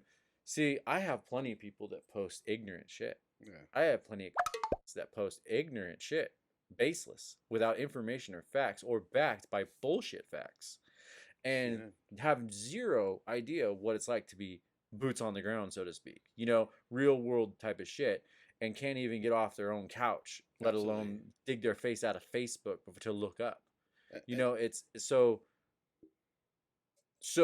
when if I delete this person, then I'm no better. Because everybody's allowed their own opinion. Yeah. They have friends that are mutual friends, and I'm not going to go there. We can disagree, That's fine. But I've we're read all some of your posts. You tell them I'm good with you disagreeing. Yeah. But don't push your agenda on me. Yeah, don't. Yeah. It's all good. Like we don't have to agree, but we all do need to live in a society. So I'm gonna tell you why I lean right, dude. And I've told some of my close friends this story. So I grew up with a handicapped sister, both mentally, physically, right? I don't know if you knew that or not. No, I don't think I did. So she is sweetheart angel. Did you tell me this? Yeah. She like required a lot of hospitalization. What kind of medication. She's both disability? mentally and physically, so she can't pronounce. She had a really bad seizure when she was like around 6 months old, And that caused it? That caused it. Yeah. Oh, she was born. shit. So it's not like Asperger's or anything. No, she was born. Normal, right? She was born healthy, and then she had started developing seizures. Had a huge seizure, and then that like did whatever it did. Mm-hmm. The name that she has is like this long, and I honestly I'm not gonna lie to you and tell you that I know it, but I No. And so she was both mentally and physically handicapped. Like she couldn't walk, couldn't say words and stuff. Right. She communicates with expressions, Mm-hmm. her eyes, her mouth. You know what she's feeling if you know her, by what she communicates. So my dad always worked, my mom worked, but we were struggling to pay all her medical bills and to buy all her medications, tons of medications, right? So Sure. I remember my dad taking the day off of work, which he was pissed off about because he missed a day at work. That's not something my dad does. Even if he's deadly sick, he ain't gonna miss work. Right. One of the things he always taught me. And we went to the welfare office in downtown Stockton because he wanted to see if he could get help for my sister. So I remember the lady putting in all the information. My dad, mom, and dad are telling him the information, and she's writing it all in or putting it in the computer. Or it wasn't a computer back then; it was a CPT or something like that, or whatever it was. And she was like, "Yeah, you qualify for everything. You just need to quit your job." And I was like, "Quit my job? What the fuck you talking about? Quit my job, motherfucker? Like I've worked since I was like 9 years old, right?" Where city is this? This is in Stockton. Okay, so you're in Cali. San Joaquin County, Yeah. right? San Joaquin County. And I was like, I can't quit my job. I have a house. I have these fat asses People behind me, you know? are Yeah, dependent. Like, depending on you. Like, yeah, I'll quit my job and get the benefits from my daughter, but what about life? And they're like, yeah, you just got to quit your job and we'll give you guys full benefits, dude. We'll get you the full welfare package. Like, you'll get food stamps, you'll get Medicare, you'll get your rent paid for. You can't own a house, obviously, but you'll get everything paid for. And I was like, that's not what I'm asking So you're for. completely dependent. Yeah. So now Mm. you're government raised, right? State raised. I mean, that's not what I'm asking. Like, I just need help with her. Like, help me with her just to help her medical bills. I have my insurance that I work for and I pay out of my paycheck, but help me with her. And so it's like a loophole in the system. It wasn't meant to benefit or which is literally what it should be. So it wasn't like meant to implore people to quit, but it ended up being that because it was But how is it not imploring people to quit? Because that's exactly what the bitch was telling my dad to quit his job. But I think that's what he had to do, right? To qualify for this. That's what I mean. Like to qualify for benefits. It may not be intended to implore him to quit, but then what the result of it was, if you quit, then you get everything. You get everything because we have this in place. That's not what we're about, though. That doesn't work. Yeah, just that's not what my dad was instilling in us. But where does the money come from? Because it ain't free. Yeah, it ain't shit free in this world. So where does it come from? From taxpayers. My dad's like, take your paperwork, shove it up your ass, bye. We walk out of there. My dad was fuming the whole way home, right? My mom, different events that you remember in your life do that, like kind of shape you into what you. Because it made you question. It made you go. Yeah, it made you go like this, like a dog. Go, wait, what just happened? And I was young. Yeah. But I remember that conversation. Yeah, because it made you go, what happened? The doctors telling my parents that my sister was going to make it to 6 years old. She's 39 right now, 38, 39. She wasn't going to make it. I remember that conversation. I remember sitting with my brother in a waiting room, but I could hear the doctor talking in the back. I could tell you what color the wallpaper was. You know what I mean? And I remember that lady telling my dad, and my dad looking at her like, "You done lost your mind, lady. I have a career. Mind you, it's construction, but I have a career, and this is what I work. This is how I support my kids, how I have the house that I have, and the cars that I have, they're not, the year cars and all that shit. You know what I mean? Brand new cars, but we lived good. You know what I mean? I never knew that we grew up poor. Put it that way. You know what I mean? I never knew because my mom always cooked and we always had food and my friends always came over and ate the food because my mom was probably one of the only moms out of the friends that actually knew how to cook and would provide dinners for us at night. You know, I find a lot of people that grew up poor seem to tend to lean right. Yeah. I grew up poor and I didn't know it until later. It was like, oh, that makes sense. I didn't know it until I was in high school. Well, it makes sense that I got socks from Santa. That makes a lot of sense. Underwear from my grandparents. Every year. Yeah. I mean, at the time I was excited, but now it makes sense. Yeah. You know, like the one Christmas, my dad got hurt. I remember the one Christmas I remember is some white people come into our house, and this my mentality at the time, and bringing us gifts because my mom asked because we didn't have the money. My dad like blew his back out and couldn't get off the floor. Slept on the floor for like literally 2 months because that's the only way he was comfortable. Right? Never went and asked for benefits or hey, help him. You know, I remember I grew up waiting in line for cheese, dude, and beans and with my mom and stuff like that. Yeah, all that crap, dude. But you know what? It was something to help us out, not to depend on. No, my mom went on food stamps back when they were like monopoly money. Exactly, dude. Yeah, she went on food stamps. I remember it being fancy money. Yeah, it was like, but she went on food stamps during the divorce, and it was like a short period. And it was so embarrassing to her. I remember we would go to grocery stores that we didn't normally go to. You know, like it was like you didn't know the cashier, and then it was like, who's next to you in line? Absolutely, and let me dude. Let me pay you with this. So it's cool that you remove that embarrassing factor with with replacing it with like cards, but my mom, I remember that being like we've got to stop doing this. Yeah, absolutely, because your mom used it for what it's meant and intended to be, to help. Yeah. Okay. Hey, right now I'm down. Help me get that ladder. Help me climb the ladder so that I can continue. What in the fuck happened? Because somewhere along the line we got to the point where they all need to help. They need to be paying my bills. You know what, man? I think people just got complacent and got used to having handouts. I don't want some motherfucker paying for my bills, dude. Like, I look at Trump, and the dude doesn't say the right things. Not all the time. Not all the time. But he says what you need and what you need to know. And I look at him almost like I want to say a father figure because sometimes it's like, come on, knock it off the arrogance. Just took the words out of my mouth. You know, but he treats it like a father figure, like, hey, get your shit in order or I'm coming in and doing it myself. Yep. And then everybody goes, oh, you're mean. Yeah, exactly. And my dad's going to get super pissed at it, and I don't mean it this way, but Trump literally reminds me of my dad. Because he's going to tell you what the fuck is wrong with you, whether you like it or not. And if he pisses you off, he's going to give two shits about you. That was, I feel like, it was like the appreciative value of him was that you get the raw human being. Yeah. And it was, you're not a politician. Nah, he's a businessman. I don't know. Kamala Harris, I have no fucking idea where she sits. She sits wherever benefits her. Right. As far as I'm concerned, because from what I've seen, she sits where it benefits her. Trump has been the only one that's actually spoke up about shit that wouldn't benefit him, but he still says, no, I'm for this. No, that motherfucker's losing billions of dollars a year to be a president. Oh, yes. To be a president, to serve his country. He could easily let media run with narratives. Yeah. But he doesn't. He doesn't. He makes himself the enemy. Yeah. And he's okay with it.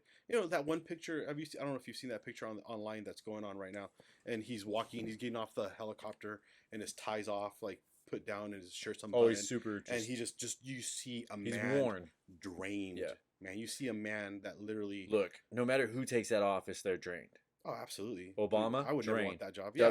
Drained. Yeah, Clinton, you see drained. them, they come in black hair, you know, or of color. Without any gray hairs. Any gray, yeah. And then they go out leave. Then they fully. They age 30, 40 years. Yeah, 30, 40 years. You see their face, the wrinkles. You can already see it in Trump. Yeah, you see it. He's worn, man. I mean, he hides it good because he does that little suntanning stuff that he does. It is what it is, though, man. I mean, that's Trump, whatever. Yeah, that's his forte. Dude, like I said, I don't agree with his arrogance. I don't agree with, but you know what? You're president of the United States of America, the greatest nation in this entire world, right?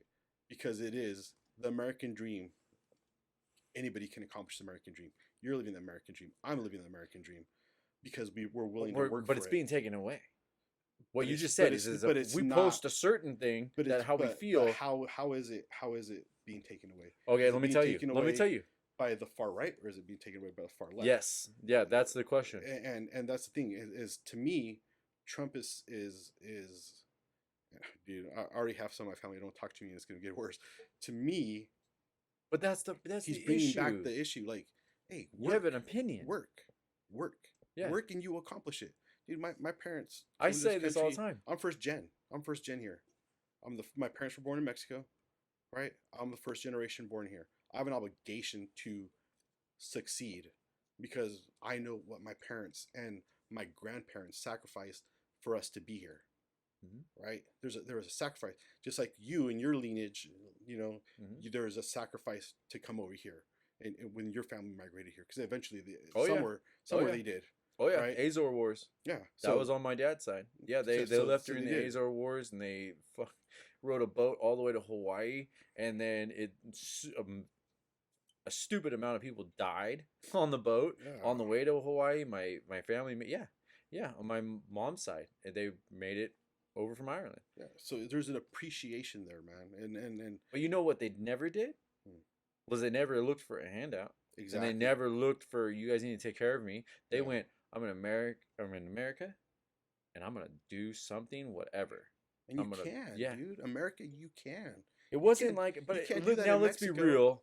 You can't There do that was in issues Mexico. back then. Oh, yeah, Women didn't have a absolutely. voice until like the fucking 60s, 50s, 60s. Yeah, I mean, yeah. let's just, literally, like within a century, women didn't have a voice. Absolutely, It was horrible. tough. Yeah. So and we black have to people- be black realistic people about couldn't it. ride and Right. do everything. And Mexicans were discriminated against. Irish were discriminated Mm-hmm. against in New York when you guys first got here. Well, you guys, but the Irish Kate got here. The Fuck you. The Chinese were put in encampments all throughout this area. Yeah, it's it's, look, there's fucked up shit that it's happens. fucked up shit that happens. But what's man. cool is we're in a point right now where we can look at it and go, that was all fucked up. Yeah. Now let's just treat everybody good. And that's for me, dude. Like I don't hate. I've never hated races, dude. Because like I said, I'm not down with that. No, stuff, you're dude. an asshole. You're not. Yeah, and to me, you're either a good person or you're not. I'm Yep. gonna hate the people that aren't. That's what it comes down to. Yeah, I don't. And my kids get mad at me because I'll make comments and I won't make comments. But I mean, I make comments and then I don't hate races. I don't hate choices that people make.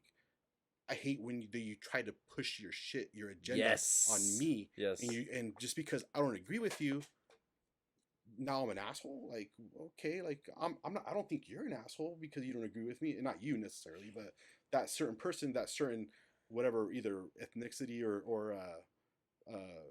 what's that, the whatever lifestyle choices are choosing to make. I don't hate you for that.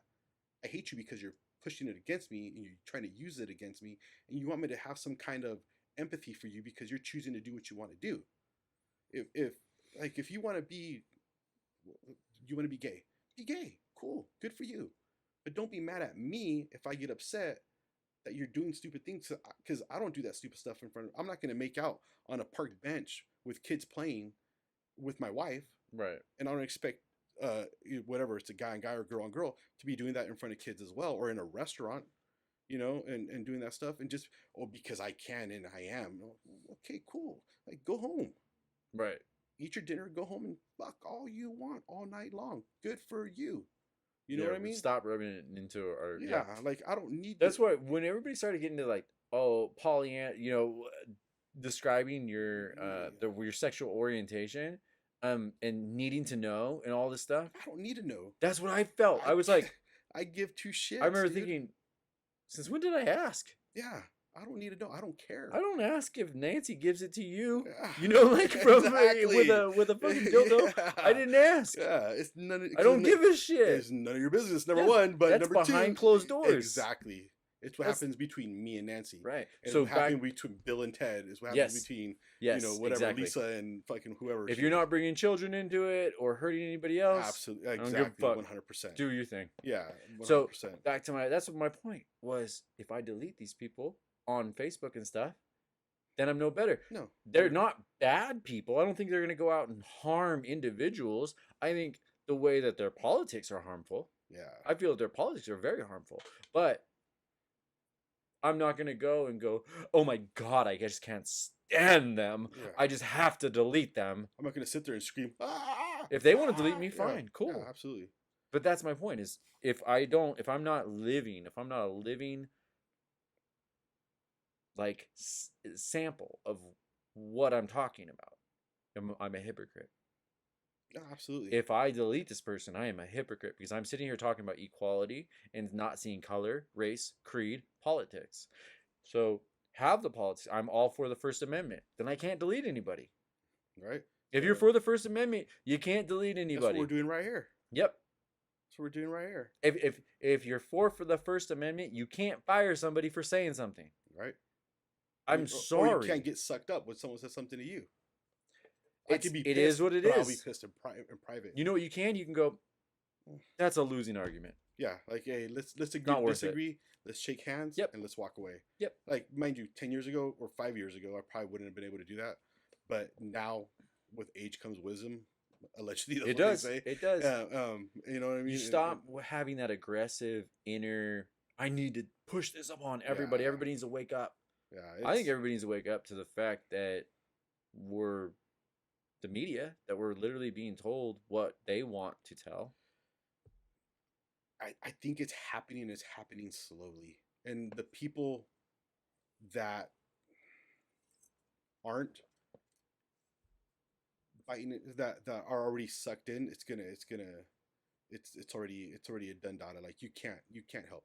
Just like you can't help someone that's like falling down a big cliff, dude. Like you're gonna try to throw a rope down there, and you're gonna be like, hey, try to grab the rope, but if that rope's not long enough, then there's no way you're gonna help them. And I think that's literally what a lot of this chaos that's going on right now. The rope's not long enough to bring him back. And I think a lot of those people are gonna wake up one day and be like, the fuck did I do? I know this. I know if we wake up after November and shit's not better, fixed, whatever, if shit's not exposed that this was all a political movement, I mean, if it is, there's going to be a lot of people that wake up and go, I feel real stupid. Yeah, absolutely. I need to delete a lot of my old Facebook posts. Admit it. Just admit it. Hey, you know what? I fucked up. I'm sorry. That's the responsibility thing. Accept responsibility. Move.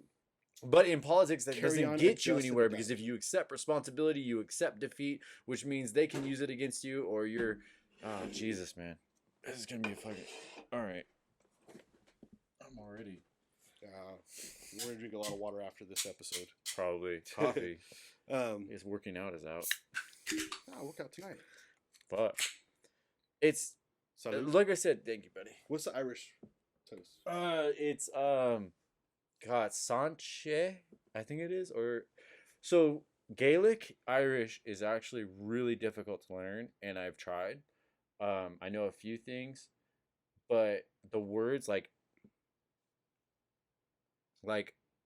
for for Spanish it's for cocaine it's like cocaína, right? Cocaína, yeah. So that's very similar. With Irish, it's nothing like So, that. There's nothing parallel. It's in San Francisco. We sat next to a family that was from Spain. Their Spanish isn't nowhere near ours, but there's a lot of words that were the same. Portuguese. Yep, it's the exact same if thing. you understand Spanish, you can almost understand Portuguese. So my cousin's wife is from Brazil, Portuguese, and she like some of the words are very, very similar. Yeah, yes, very similar. It's got like but if you only spoke Spanish and somebody who only spoke Portuguese talked to you, you would go, oh, okay. You know, you probably get the gist. Yeah, you get it. But if you're Spanish and you have English, it's just it's all off.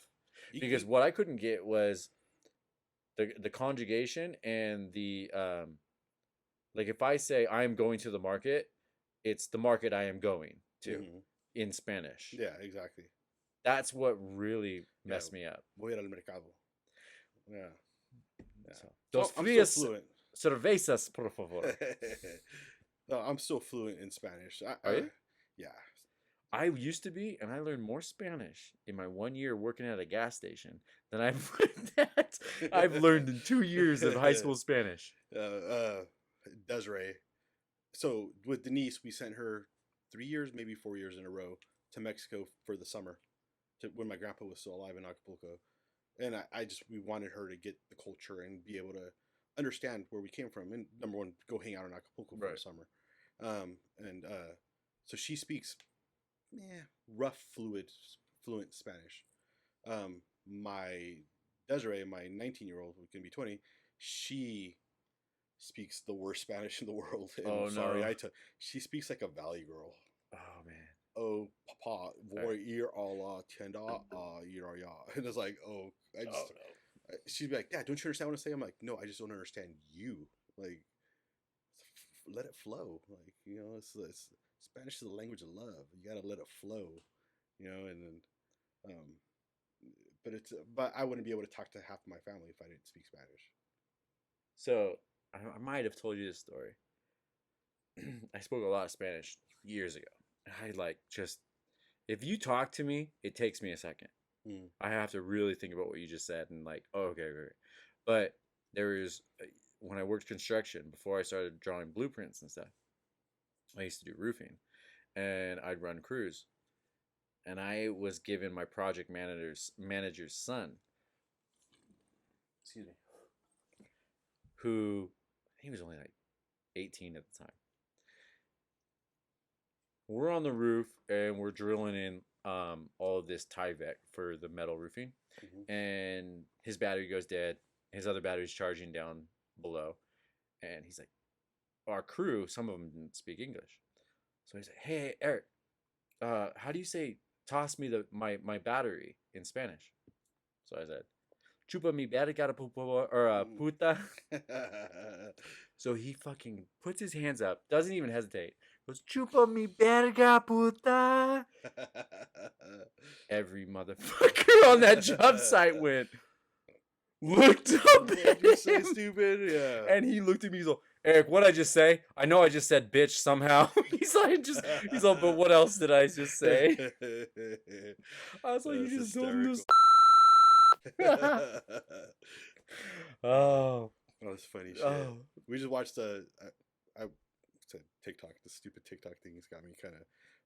I'm embarrassed to say that I'm on there, but this whole learn not to give a fuck. Blonde white girl, dude. She's in there and she's like, she's eating Mexican food with her Mexican boyfriend.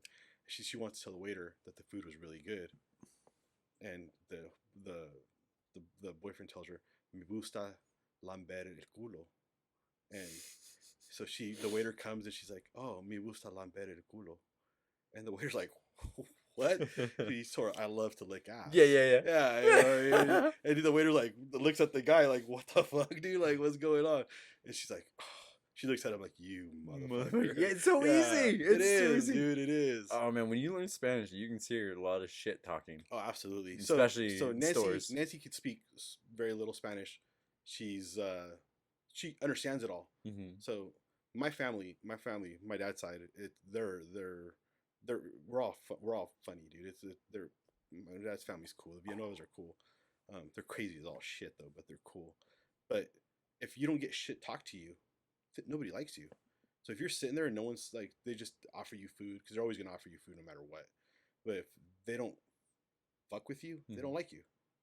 So my uncle Luis, he's a complete 100% practical joker, and my other uncle was growing these little peppers like this big, but they're hot. They're like the devil. Yeah, right. Little ghost peppers or something. Yeah. So Nancy's sitting there, we're eating and stuff at a family barbecue, all families there, and my uncle Luis is like, Nancy, making small talk with her, and he's like, hey, eat one of these chilies. They're really, really good. They're really, really good. Like, you'll enjoy it. And my uncle looks at me, and I'm like, I can't stop it, dude. You know what I mean? So I'm gonna get beat up if I stop it, right? And then she looks at me, and I'm like, yeah, handle it. She bites into it, and it's like you see her face go from I don't get to just pure fucking red sweat, and she just looks at me. She's like, "Why?" And I'm like, "Babe, they like you." She's like, what? Like, she's literally crying. Like, I'm like, they like you. You're in. Like, I can They're just marry, laughing. I can They're marry just- you tomorrow. yeah. Oh, my uncle couldn't stop laughing. I'm like, I can marry you tomorrow, and they're all gonna be there. Like, literally, you're in. Like, you just got jumped in. Yeah. You know, It's you're better than getting real jumped in. Yeah, exactly. Like, literally, that's your initiation into our family. Like, they all love you to Well, death. It's just joshing around. It You know, is. joshing around somewhere from messing around with your friends to taking serious and Yeah. Everything's political right Yeah, now. it doesn't I'm need to be, fucking over man. it. Dude, if you don't have a sense of humor, you might as well fucking be in the ground, in my opinion. Yeah. You gotta laugh, dude. You gotta laugh. Like, you even in my line of work, you know, right? And you see these horrible, gruesome events, dude. And I'm sure if it was being recorded by CNN and medias, and you see us, like, what our remarks are about it, we'd be labeled as horrible. We hate everybody. It's easy to twist it. That's what we said. Twist It's super easy to twist it. The reality of it is if we don't laugh about it or try to make a joke about it, that stuff will start eating you.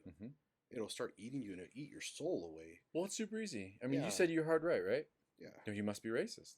No. No, you must be supporting a white supremacist movement because they don't care about Black Lives Matter, and you're saying that. I'm brown as fuck, though, dude. Yeah, but what does that matter? You're sitting on the white side.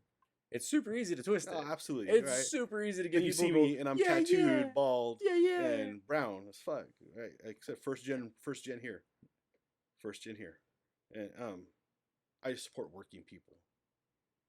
That's Well, why Kamala Harris is African American. I thought she was Native American. Oh, that's right. She's Native American Jamaican, but she's African American.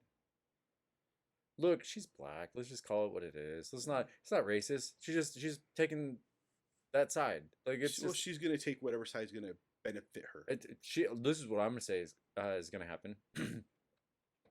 2 years in, Biden goes, I can't, or I'm mentally incompetent. Oh, dude. And she goes, takes it, runs, and she tries to go for 2 more. I don't think she'll get it. I don't think I think too many people think that she's in phony. that Marxism. She's in the Marxism. Well, they're already teaching Marxism in our schools right now. They're literally, the teachers are getting education handbooks that have critical race theory in it, which was founded by Karl Marx. I don't envy you what you guys have to go through right now. Me and Bubba, you know Bubba, right? Yep. Yeah, me and Bubba were talking about it yesterday. Is like, man, we're glad we don't have Homeschool. We're glad we don't have school age kids right now. No, I'm telling you, we're actually planning a trip. We're looking into backups because if state income tax goes to 16.8, I think we're out. 16.8 plus federal income tax puts us as California taxpayers over 50%. Yeah. What's the point in staying? No, there is no point.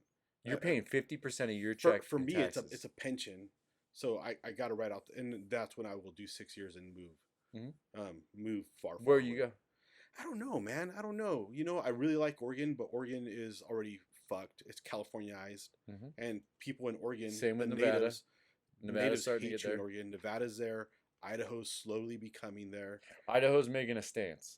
Their government is like literally going, "Hey, you moved here. Yeah. Don't bring it. Exactly. Don't bring your shit. Why'd you move out of California if you're gonna bring that shit with you? Right. Why? Yeah. You know. Yeah. We Washington, are who we are Washington for a reason. Is fucked up. Oh yes. Right. It's on fire. Yeah. Unless you live out in the woods, it's on fire. And that's why a lot of parts of Oregon. So when Desi was going to Eugene, I frequent a lot of breweries and bars and stuff. So I'd go in there and they'd be like, "Hey, bud, where you from?" Everybody's super nice in Oregon. Everybody's cool. In the populated part, when you go to the unpopulated parts, people are like really standoffish about you. Like, what the fuck you doing? Territorial. Yeah, territorial. And we are up here. And I don't. Yeah, exactly. We are. And I don't blame them. Why would you want this crap from big cities coming to you? We have it. It's literally like a rush up here, and people are getting pissed. Yeah, pissed. Because their way of life is being compromised.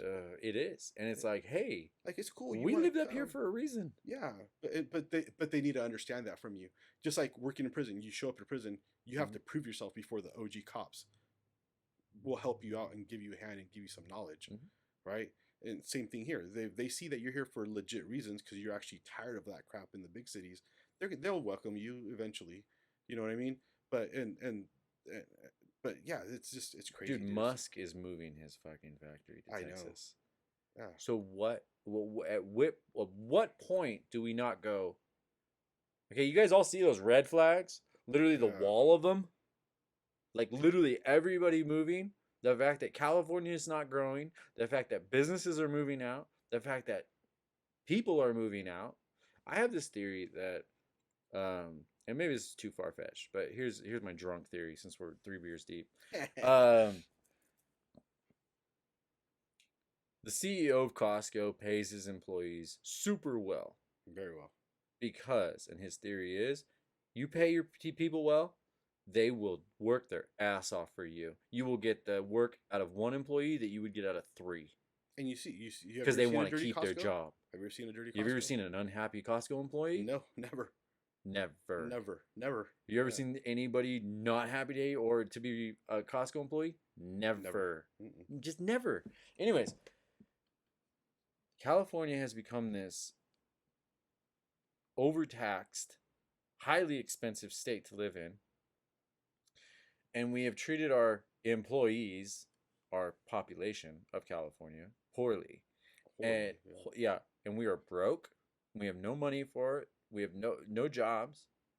And so, and we're taxing the fuck out of individuals in California. So what are people going to do?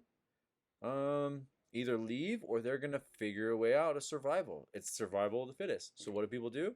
Under the table work. They do under the table work constantly. And I think accumulatively over time, that has added up to our bankruptcy.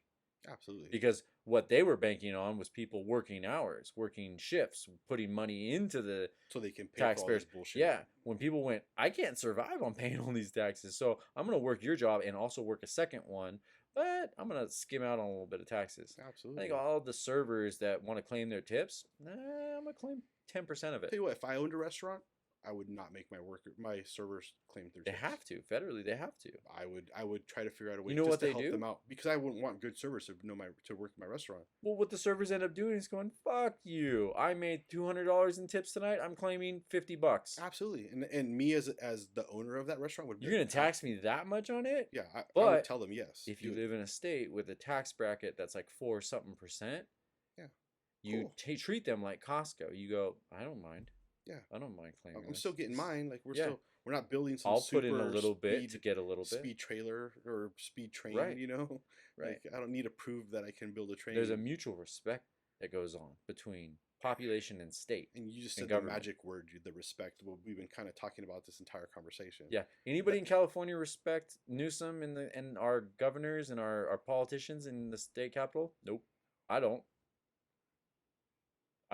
Newsom's probably a cool guy. He probably, in it beer wise, that's what I mean. Politicians aside, he's probably a cool dude. Absolutely. He probably is. Absolutely. As far as probably a great greasing his wheels closer to presidency, I think he's hurting himself really. This is the wrong state to do it, brother. Yeah. Well, we have a lot of presidents that came out of here. Oh, but this right now? Oh, right now, no. It's a mess. Yeah, I love listening to people's posts when they're like, under Trump's watch, we've been 6 point blah blah blah in billion in debt. Okay, so why don't we pull out a governor out of Florida during a hurricane that was a pandemic and go, how much in debt was he under his watch? Shit happens. Yeah. And this has never happened. Never. Dude, Name a time this happened. No, I can't. Where people were told to stay indoors. Don't open your shop. Can't think of it. And to me, that's sad, dude. And you know, with the reality of it, dude, and this is just my opinion again, and all this is being done for the hatred of one person. I don't like that. That's a big spotlight. If that is true, that is a huge spotlight on that party in going, this is a problem. That's my opinion. It's like we were watching, you know, the Adam Ruins Everything dude on Comedy Central, yeah. And he goes around the Electoral College and he's like, actually, the Electoral College is the most undiplomatic or undemocratic thing we have. We're not a democrat system. We're a constitution of a republic. We're a republic. We're not a democratic system. We represent democratic systems. We have representations of democratic systems. We have allowed that to come in, but we are not a democratic system. Well, because I think for a while it was benefiting the people that wanted to benefit, and Yes. then now it's kind of backfiring. It's radicalized. Yeah, and the sad thing is, dude, California is probably the best state you could ever live in, dude. California, as far as like, Aside from taxes, absolutely. absolutely. No, put all the bullshit aside, Yep. dude. California is. Look, you drop beautiful. that tax bracket down to 10, I'm here. Yeah, me too. I'm good. I can ignore people. Yeah. I can mind my own business. Absolutely. I agree with you. California, dude, if you got to deal with just wildfires, Yeah. it's better than tornadoes, hurricanes, Yeah. snow blizzards. Absolutely. It's better than all of them. But and the thing is, you can experience pretty much all of those if you live in certain parts of California. Like I can go to the Bay Area and see fog all day and gray, and you still be happy. Mhm. You can come to the valley and experience extreme sunshine and heat. You come up to the foothills and get a little bit of ruralism. You can literally go And- snowboarding and surfing in the same day if you day. planned it. Yep. Snowboarding in the morning, surfing in the Yep. evening, dude. Yeah. Where else in the 100%. world can you do that? Yeah, I can go surfing in Fort Bragg and somewhere off the coast. It'll be cold, but I can go surfing and then throw my board in my truck, drive my ass up to Shasta, and go nightboarding. Surfing, something it's on my bucket list. I did it when I was like 8, 12, 12. I learned in Hawaii. Oh, really? Yeah. I've not been to Hawaii. Learned yet. in Maui. I want to go surfing, and I also want to swim and touch a whale. I want to go swim with some sharks. I want to Same, go same, to let's do it. Molokini Island, and I want to go snorkeling with Gabby. Well, I want to go with you too. Let's go. Let's go. No, I'm serious. Oh, You, legit. Nancy, Gabby, and I. Fuck it. Let's go. Let's go. Let's plan a trip because this is what I'm afraid of. I would have done this already. I'm afraid of getting stuck there if a pandemic. Right now with the COVID crap. I don't now, know if you what's fly gonna Hawaii, happen. You got to be Quarantine. quarantined for 7 days, and so You better give me a killer deal. Yeah, exactly. But like for me to take 7 days off, that's my vacation. Yeah. You know what I mean? Yeah. Now you want me to 7 days in a hotel watching Netflix? I do that for free at home. Mhm. Well, not for free, but I mean, I already do that. That's already on the books. You Yeah. know what I mean?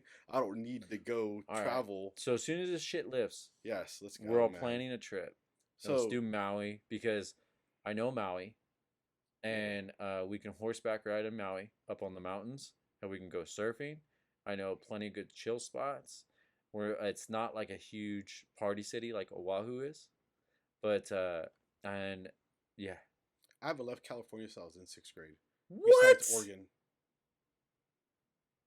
You haven't been outside of California? No, you went up to Oregon too. Oregon. Yeah, Besides Oregon. for your daughter's thing, Eugene. right? Yeah, Eugene. But nothing else. What? Oh, I mean Reno, Tahoe, and shit like that. Nevada, but Nevada, but I'm talking outside legit of like vacation. the base parameters. Sir, I've worked yeah. for a living. I became we became teenage parents. Bro. And the one thing I always promised Nancy that we would not be statistics in the bad. Well, I am 3 beers deep, and I actually do have to take a piss. All right, I kind of do too. Yeah, let me. But Oh. if shit goes back, if shit goes to 16.8, Yeah, that's crazy. like what? Why would I stay? Yeah. So What's the point? The only thing that pulls us back is literally my kids, because I have to have a, I have 50-50. yeah, with the So we split the workload. But if I can't support them, if it goes to 16.8, I just can't survive. no, it's gonna be. What's rough, my man. choice? Yeah, no, that's rough. I have a pension coming from the state, so but Yeah, the you're thing of it is- vested. well, the thing of it is, though, if this state goes to shit, goes bankrupt, my pension's gone. How is that fair? I'm gonna put in 20 years. How does of that risking happen? my life right now, risking getting COVID. For No nothing, shit. For nothing. Okay, so yeah, so this. And living with a high risk wife. Well, you're listening. You're living. Why is she? Oh, She she's has asthma. Jesus Christ. So literally, if she gets sick, I'm not gonna see her for 14 days at best. And this is crazy. This is one of the craziest things that I've ever been involved in or seen. It's the craziest things I could have expected to happen. with these kids doing distance learning. I thought it was going to be more like, and maybe I'm wrong, but I thought it was going to be more like homeschool where, hey, bring your laptop with us. Dad, you got to go with dad to run to the store. Or we got to go to the lumber yard, or we got to, I got to run a few errands. So do some schoolwork on the way, or we'll do it when we get back. But they have to be in front of that computer, right? They have to be online, in class, virtually, here. So what am I supposed to do other than sit here? Yeah, you're stuck. But there's no benefits. There's no unemployment. There's no help. No help. There's no assistance. I'm just supposed to sit here and tell my landlords or my mortgage company or my whoever's sitting in this chair. I'm just supposed to tell them what? Yeah. And my boss, if you have a job that wants you to come back because they're opening, what am I supposed to tell them? Yeah, hey, bro. I'm sorry. I have to sit here with my kid because my kid has to be in class. Yeah, that's a rough one. That's a rough one, right? What in the fuck is going on? Yeah, and that's, I think, we've lost, not we, but I get it. Society has lost touch with reality. So I was reading a post. A friend of mine, she was a partner of mine, moved on to a different part of avenue to do work in corrections, and she posted about these kids need to go back to school. It's affecting socialism, or their socialization. It's affecting a lot, especially with sports, right? They have 2 boys and a daughter, and the boys have always been highly into sports and everything, and adopted kids, and that's what keeps them busy. That's what keeps them kind of grounded, right? So I don't know everything that goes on there, but I mean, I know there's a lot of things that go on there, and we need to bring sports back. These kids are struggling. These kids, they have all this energy. Their suicides are up. Yeah. Teenage suicides are up. Everything. Yeah. And this liquor stores are open. This AAs are closed. Oh, dude. So beer sales are all-time high right now. Alcohol sales are, and then gun sales are all-time high right now. So that's got to tell you something. I told you. I warned you too. I said it's coming. It's coming. I said it's coming. You're gonna see shit off the shelves. You're gonna see nothing. Things missing off the shelves. There's right now. If you are a gun builder, because there's people that like to build guns for a living and do stuff like that, you cannot get parts right now. Oh, if I could go back to being 15, I'd be in the perfect scenario. My dad and I used to load our own bullets. Yeah. Oh, you'd be probably killing right now. Yeah, we did all our own shit in the shop. Yeah. That's what I mean. It's like learning that little self-sufficiency teaches you. I don't need you. It's crazy time. It's crazy, man. And I don't think we're gonna see and experience a fallout of this until later on. I'm worried. Yeah, it's bad. It's bad, and I don't know. Well, it sucks because you look at you. I've talked to a lot of my friends that are in other states, and they're like, "We're fine. Everything's good. Yeah. Like we have mask ordinance in large cities, but other than that, everybody's at work, but you don't hear from those states. Yeah. Not on the media. Not on the media. California, New York, Florida. Yep, that's all you hear. And Chicago. Yeah. Sometimes Chicago's on fire. Chicago's gonna. You think that's a joke? Implode. No, Chicago's like fucking on fire. Yeah, it's gonna nightly. Implode. It's gonna implode. Drawbridges are up constantly. Yep, it's gonna implode. It's gonna be all. It's gonna suck itself back into. But it's easy to twist shit. It's easy to say you don't care. You're a racist. You're not for the movement. Or you're for infecting people if you want kids to go back to school. You think that this is all a joke. You think it's a hoax. People are dying. So H1N1, and I'm not going to say the exact numbers because I don't have a memory like that. But there was say there was 1 million plus deaths, right, with the H1N1 under Obama. Was never a pandemic. SARS. There was never a pandemic. Ebola. The Ebola, the swine flu, all this other crap.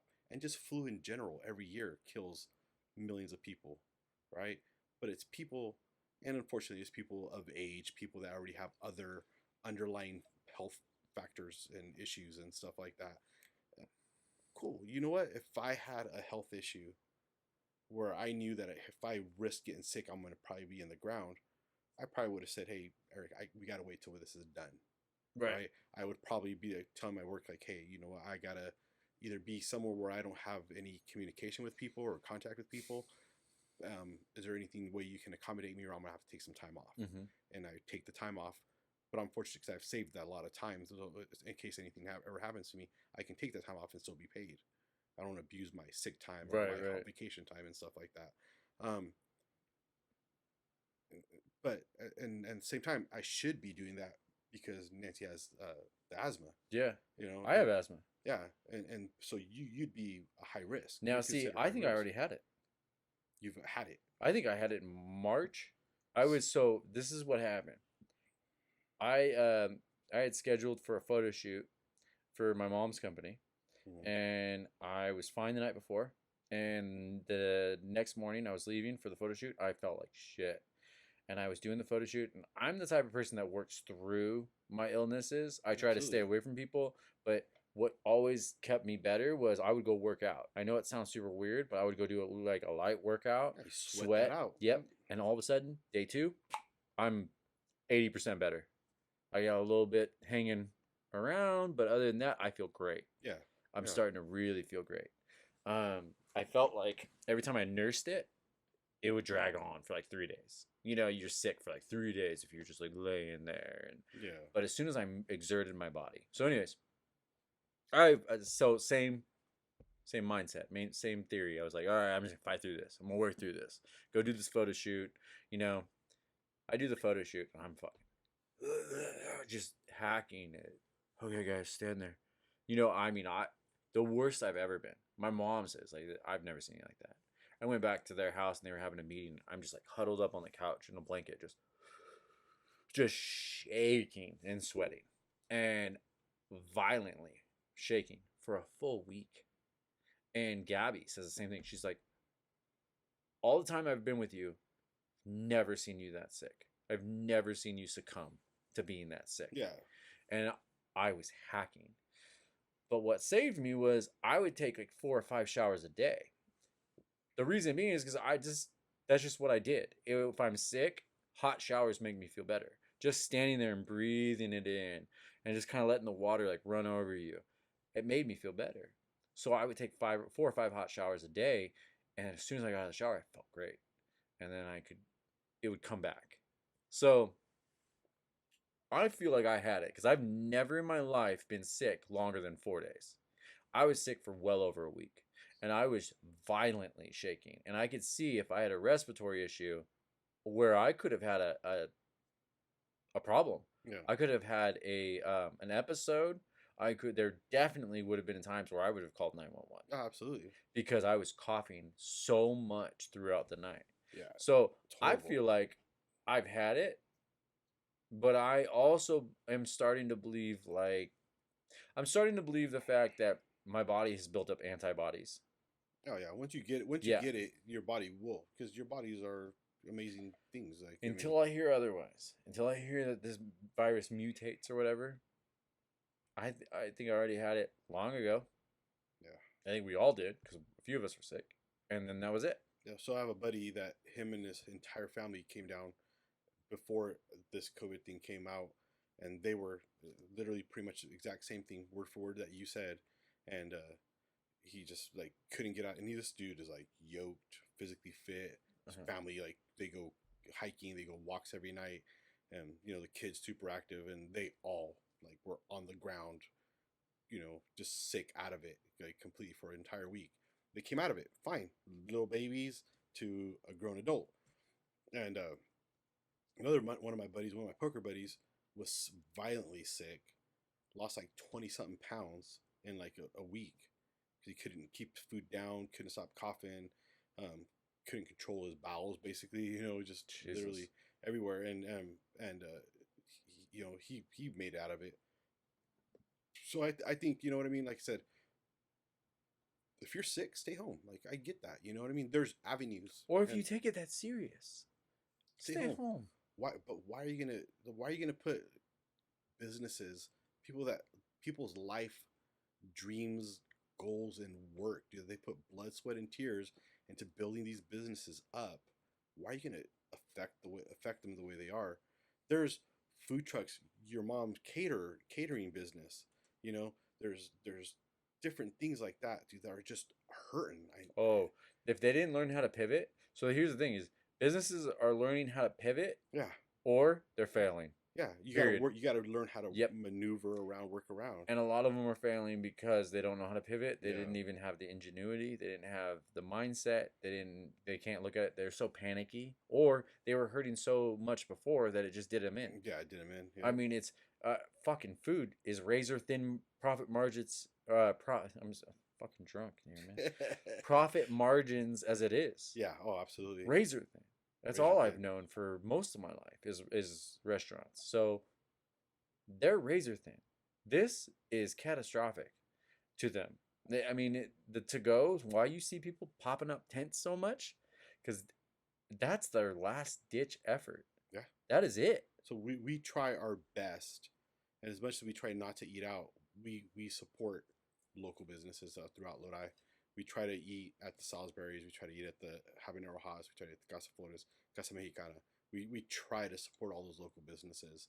And when they do their pop-ups, when they do their, their outdoor through DoorDash free delivery and all that crap, we try, but at the same time, we need to start planning and But saving. what if you were somebody who lost their job? See, your job. Exactly. See, your job is there every day. Your job is 365, 7 days a week. Period. And I'm blessed too and I'm blessed for that. There's not many jobs like that. No, and even it's a very small. Even Nancy, she's been working from home for the last 3 months, 4 months, and she still works every day, from home. That's what's gonna be good is people are gonna learn that they can actually pay employees to be at home, Yeah, and still complete their work and actually save in overhead. Well, especially when you're honest like Nancy, who's actually sitting there for the 8 Right. hours. I think that's what is gonna be a cool shift. Yeah. Again, silver lining. Yeah. But people like you, there's not many people that went through this, and it's like I don't have the choice of not having a job. Oh no! If anything, I've been working more hours since this happened. Bro, and they're letting people out, is what I'm reading. Yeah. So what about that fucking guy that went out and shot his accuser? Yeah. Hey, dude, it's just the tip of the iceberg. This man. is what this again, California. I'm gonna just make sure I know. I'm not saying nationwide. Yeah. California. So if I had a brick and mortar and I opened my doors and said, fuck you, I'm opening or I'm going to die, I'm going to face arrest. You're not going to face arrest. You're going to face fines. So you're not facing arrest. They're not arresting people. From what I understand. So there's... I know the New Jersey, there's a dude in New Jersey that got arrested for opening his gym. So California, I don't think we're there yet. And don't get me wrong, because it could happen tomorrow. But there's a barbershop in... like Marysville, Roseville area that said, hey, fuck, dude, this is how I feed my kids. Mm-hmm. I support my mortgage. And they kept opening the barbershop and they were getting fines. He's like, dude, my barbershop is so busy right now. I will gladly pay the $200 a day. Because some of them are $10,000. Yeah. Yeah. But we haven't gotten there yet, but I'm sure eventually we will. The more people revolt. It. Yeah. We're already threatening it. Yeah, I'm a beer guy, and I try to support like Five Windows Brewing and Lodi and stuff like that. Yeah, tell me how that works. Okay, you're safe from COVID if you order some French fries and wings, but if you just order a beer, you're not safe. You're not safe. Yeah, so you have to have that food. This is it's further than that, man. It's California is fucking bankrupt, yet we have people that are lawmakers and literally being paid by the hour to write these goddamn rules that people need to order food with their beverages. Are you kidding me? So it'd be just like me that I haven't had to take the days off, right? Or not work. Telling you like, hey, you shouldn't be doing this. Like, no, like, you know what? I show up to work every fucking day. Sometimes 6 days a week, sometimes 7 days a week. And my thing is go to work. Go to work, make your money. If your restaurant's open, I'm going to go to it.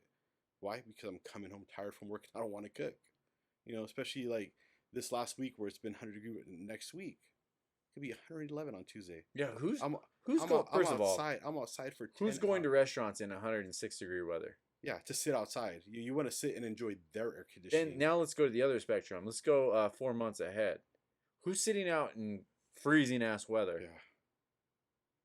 As long as you have a little bit of antifreeze, you'll be all right. It's my grandmother's. Would want me to freeze. Yeah, you don't want me to freeze. It's like I said, to me, it all comes down to there's a hate for a certain person, and that's why they're doing this. And I feel like They want nobody this wakes eco- up to that. This They all economy, follow this the river. economy was going up, up, up, up. America was actually making strides, bringing businesses and companies. So back what does that say to you? bringing, Then? to me, That makes you. How hard is it to not hate a certain political party when literally they're like, fuck all your weddings, fuck all your freedoms, fuck all your things. We don't like him. Yeah, because this is what I see. I'm not saying I'm 100% for Trump. I'm saying at this point in time, Trump might be what we need. Okay, but So- see, and that's happening all around the world. So- or sorry, not all the world, all around the nation is people that, probably like, there's no way in fuck I'm voting for Trump, but he's actually wanting me to go back to work. I need to go back to work because, Right. You make your living off fucking people being and doing events and doing stuff like that. You're gonna be like, all right, I have to vote for this motherfucker if I want to live, right? If I want to survive, if I want to be able to put my kid through college, if I want to be able to. What does college even mean at this point? Seriously, at this point, what does your college degree mean? If I'm looking to hire you for AutoCAD, I want you to draw blueprints. If I'm looking to hire you as a lawyer, unless I'm some prestigious firm, what in the fuck is the difference if you're a lawyer, you're a lawyer. No, that's what I'm saying. What difference does it make whether you got your law degree from Harvard or Chico State? I don't think that matters anymore. Exactly. So what does it mean? Dude, it's that continued education. If I never went to college, I preached college to my kids. I always preached college, always did. There was never an option of not going to college, and that's just because I wanted my kids to succeed. To be professionals, not be workers. You know what I mean? To be the boss, not be ran by people. College is super expensive. But do you think that college is more important or trade school is? It all depends what you want to do, though. It all depends what you want to do. If you had to tell your daughter right now, if she was going into either college or a trade school today, what would you tell her? I would tell my girls to go to the academy and come into corrections with me.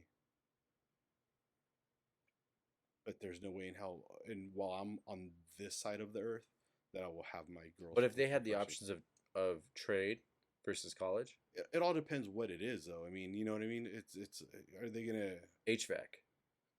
Yeah, dude, really. Yeah, let's be real. Absolutely, no, absolutely. HVAC. Let's just go down to HVAC. HVAC. Oh, absolutely. There's a need, and there's actually. When is there not a need? Yeah, absolutely. Yeah, and you make excellent money doing it. But you also have to have the business savvy part of it to run a successful business.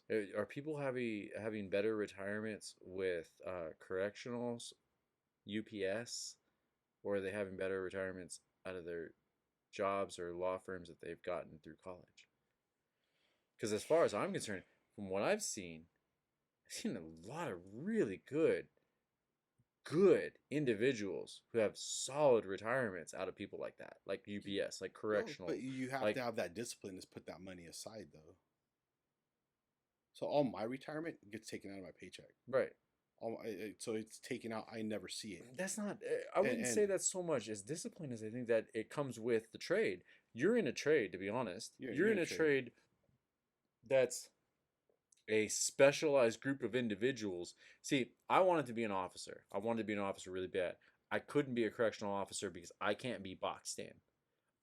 There's something about me personally. I don't like being boxed in, punch in 9 to 5 in the same place for 30, 40 years. It's like the worst horror movie I could see. For me. Yeah. That's why I wanted to be an officer, because it was you're out. Yeah, driving around. Everything's different. It might be similar or parallel, but you're not gonna go, "Hi, Miss Johnson. Good to see you today again." Yeah, but that doesn't happen in corrections, though, dude. Corrections. Every day is a new adventure. Oh, I'm sure it is, but it's the same place. Is what I'm getting at. I think I like to move around a little. Yeah. It's the same building.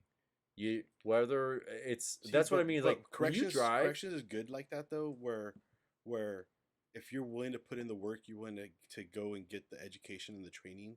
Like there's so many. I'm not downing corrections. No, no. But I think so corrections are fucking fantastic. There's so many places you can go. If I could put up with it, you can go to you can go downtown.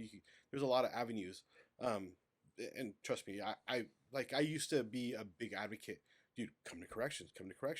But now just the way that we're going and the avenues that we're going and the rights that officers are losing inside of those institutions. I don't understand why anybody wants to be an officer today. Exactly. And my son wants to be a cop. I'm glad that he's young enough that it's far away enough, but I'm still fearful enough to, like, where are we gonna go? It's gonna come like everything in life, bro. Like we talked about this a little earlier. Everything's gonna come full circle.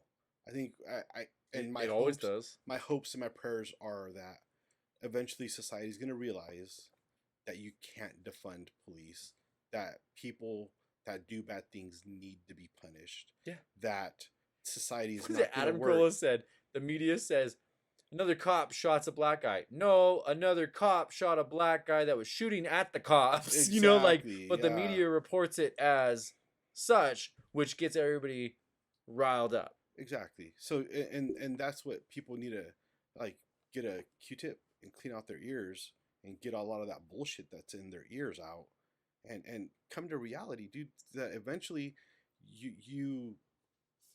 that crime's going to come to their gated communities. That crime's going to come here to the town you live in. That's what I mean by.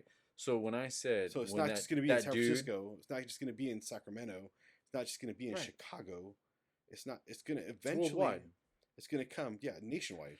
So that's why I said with that dude is like, if you're a child, you have to be able, no matter what the situation is, even if you don't agree with it, stop for at least 30 minutes and think about what it's like to be in their shoes. Absolutely. 100%. Could you imagine? I know that about you. Could you imagine burying your kid?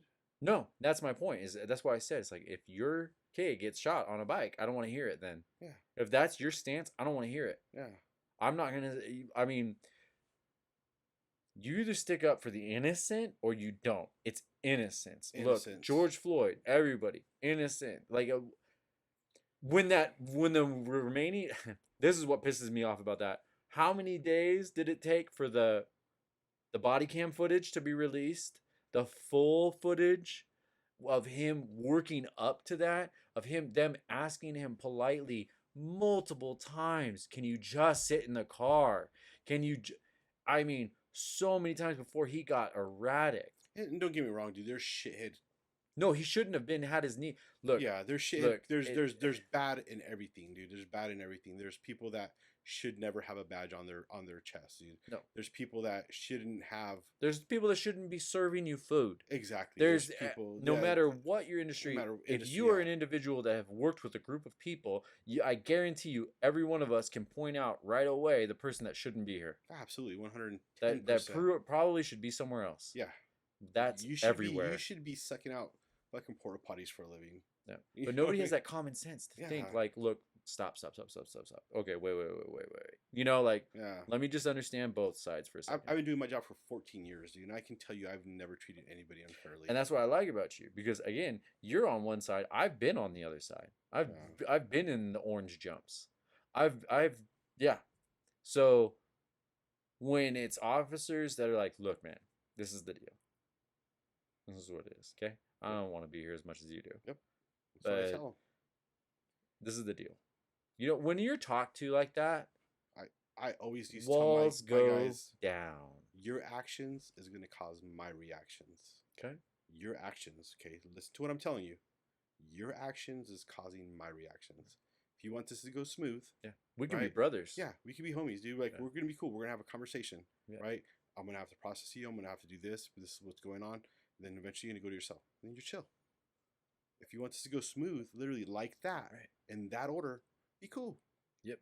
If you want to get stupid, you want to start pushing back on me, you want to start yelling at me, I'm gonna start pushing back on you. We keep coming back to it. It's respect. Respect. And then all these motherfuckers wearing green are gonna be jumping on you, bro. Yeah. So let's just be cool. I got a story for you. Let's just be chill. So when I was picked up, I was put in general population in jail, and long story short, I don't want to go into it, but I think you know, right? Yeah, Long I know story short, most of it, yeah. she came back and said I was. Anyways. Yeah. So I was in general pop, and this dude was just being obnoxious, stomping up the stairs, like being a dick. I mean, total dick. And I think he wanted to get transferred out of our wing. And dude goes to the bathroom and doesn't wash his hands. Comes out, gets his ass jumped. That was when I learned that hygiene is taken very seriously, at least in jail. You wash your fucking hands when you're done taking a shit or a piss. Yeah. And he got his ass jumped. I remember I tied my socks around my eyes because I wanted to lay in my bunk.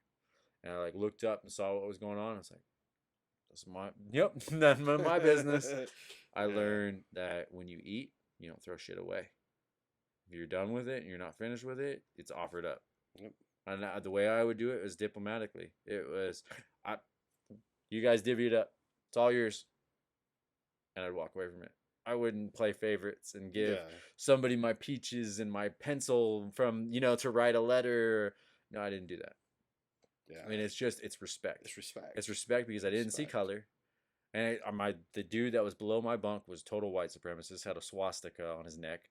I mean, anyways, but I didn't see it. It's just we were all in. We're all in here. The way I see it, dude, everybody's one fuck up away from being there. Yeah. Well, everybody's one of their 5-year-olds being shot from being there. Yeah. Because I would go there. And then just doing something stupid, dude, man. Going out and drinking too much tequila and doing something dumb. There's a lot of DUIs in jail, too. You punch a motherfucker in the head, he falls, he fucking hits his temple on a pebble, dies. Or goes into a coma. Yeah. Now you're in for murder, attempted murder, all that. I think of it all the time. That's why what keeps me from fights. It's like what keeps me from fights truly is I don't know who's going to stop me. If this dude doesn't whoop my ass, I don't know when to stop.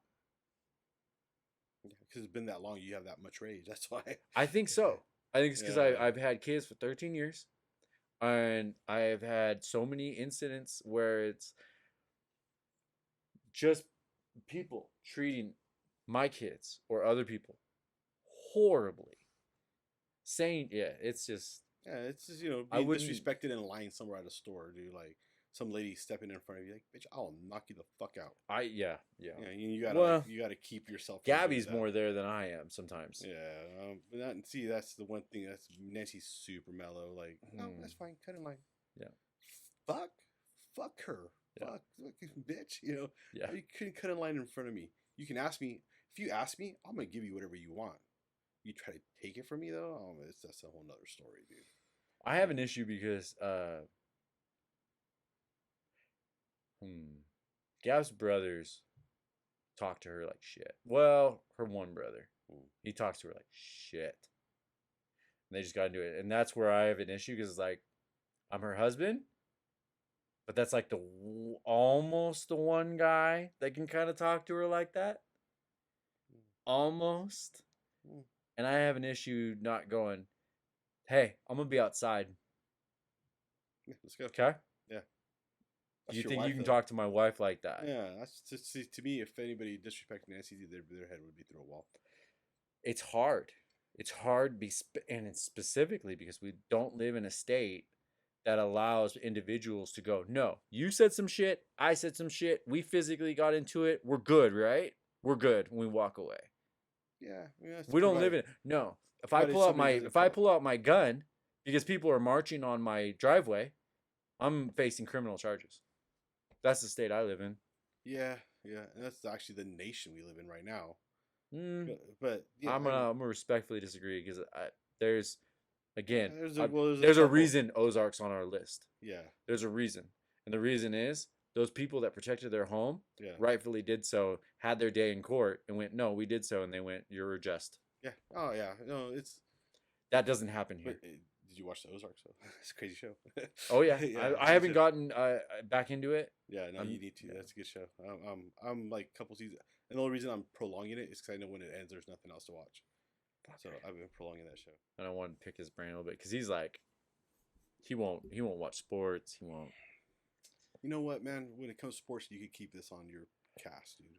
When it comes to sports, like we talked about earlier, sports is my release. Yep. And It's my turn off. And I'm not gonna let somebody take that away from me. I'm not gonna let somebody take that away from me. Even if it's a group of people. Like, check it out. I rooted for Kaepernick. Loved Kaepernick. He was a Central Valley boy, right? Dude, Kaepernick was the shit the first year. Yeah. That he took over, and then all of a sudden he got super, just arrogant. No humble, and I don't know what happened. And we got checked. That's what it is. The people learned his game, and he didn't adjust and adapt and overcome. So is he gonna get picked up? No. You don't think he's get picked up? No. He gets picked up? You know he got a settlement out of the NFL, right? That's stupid. It was a stupid amount. Stupid amount. He doesn't need to work ever again. My thing is NFL just totally fucking bent over and took it in the rectum, dude. Yep. Totally bent over and took it in the rectum. They took a stance, right? The military has always been involved with the NFL. We have a lot of NFL players. We have an NFL player that died, Patrick Tillman, right? Left the NFL, gave up millions upon millions of dollars to go fight for this country, right? One of the 49ers running backs, Glenn Coffey. He's I remember that. He's yeah. special operations right now and stuff, dude. Army, right? Army, yeah. He's a big time doing what he does. I don't know specifics, so I'm not gonna lie. Yeah, you won't hear about it though. Their stories are too heroic for the news to absolutely report on. But then you have Kaepernick, who was adopted and grew up in a very, very white family, filthy rich, right? But worked for their money, because they're farmers. Farmers work for their money, whether it's an established farm or not. Yeah, it's get up every day. Every day, they have to put in the time and the effort to make money. Yeah, there is no punch in, punch out. No, there isn't. You work 24 hours a day if you have to. Yeah. As a farmer, and so he grew up in that, and for him to do what he did, and in my opinion, disrespect his parents, it's a yes and no. Yes and no. And this is why I say it. When he initially said what he said, it was, oh, okay. No, I can see how you use that platform. And I can see how you stand up for him.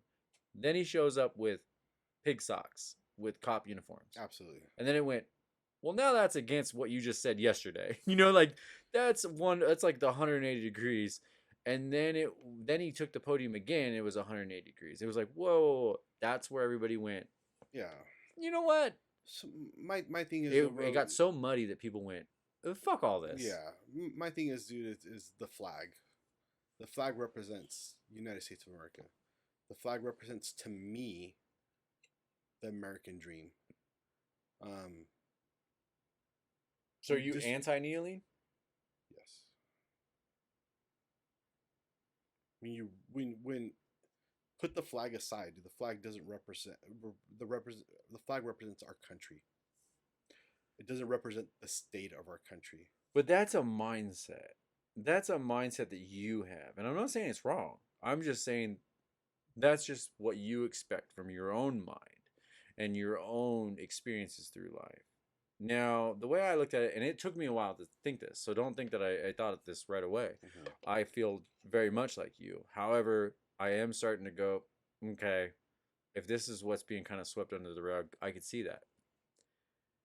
When you play football, you play sports, right? When you're a kid? All right. No matter on your team or not, a player's down, what's the first thing you do? Take a knee. Take a knee.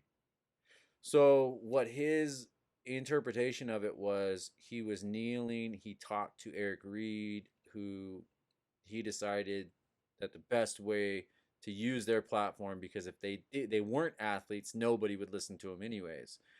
They were going to use the platform that they had to kneel because, well, they're still in America and they want to and he said this, Kaepernick, his own words, they wanted to still respect the military. He was kneeling because people are being hurt, because there's a problem, because there's an issue, and it should be aware of.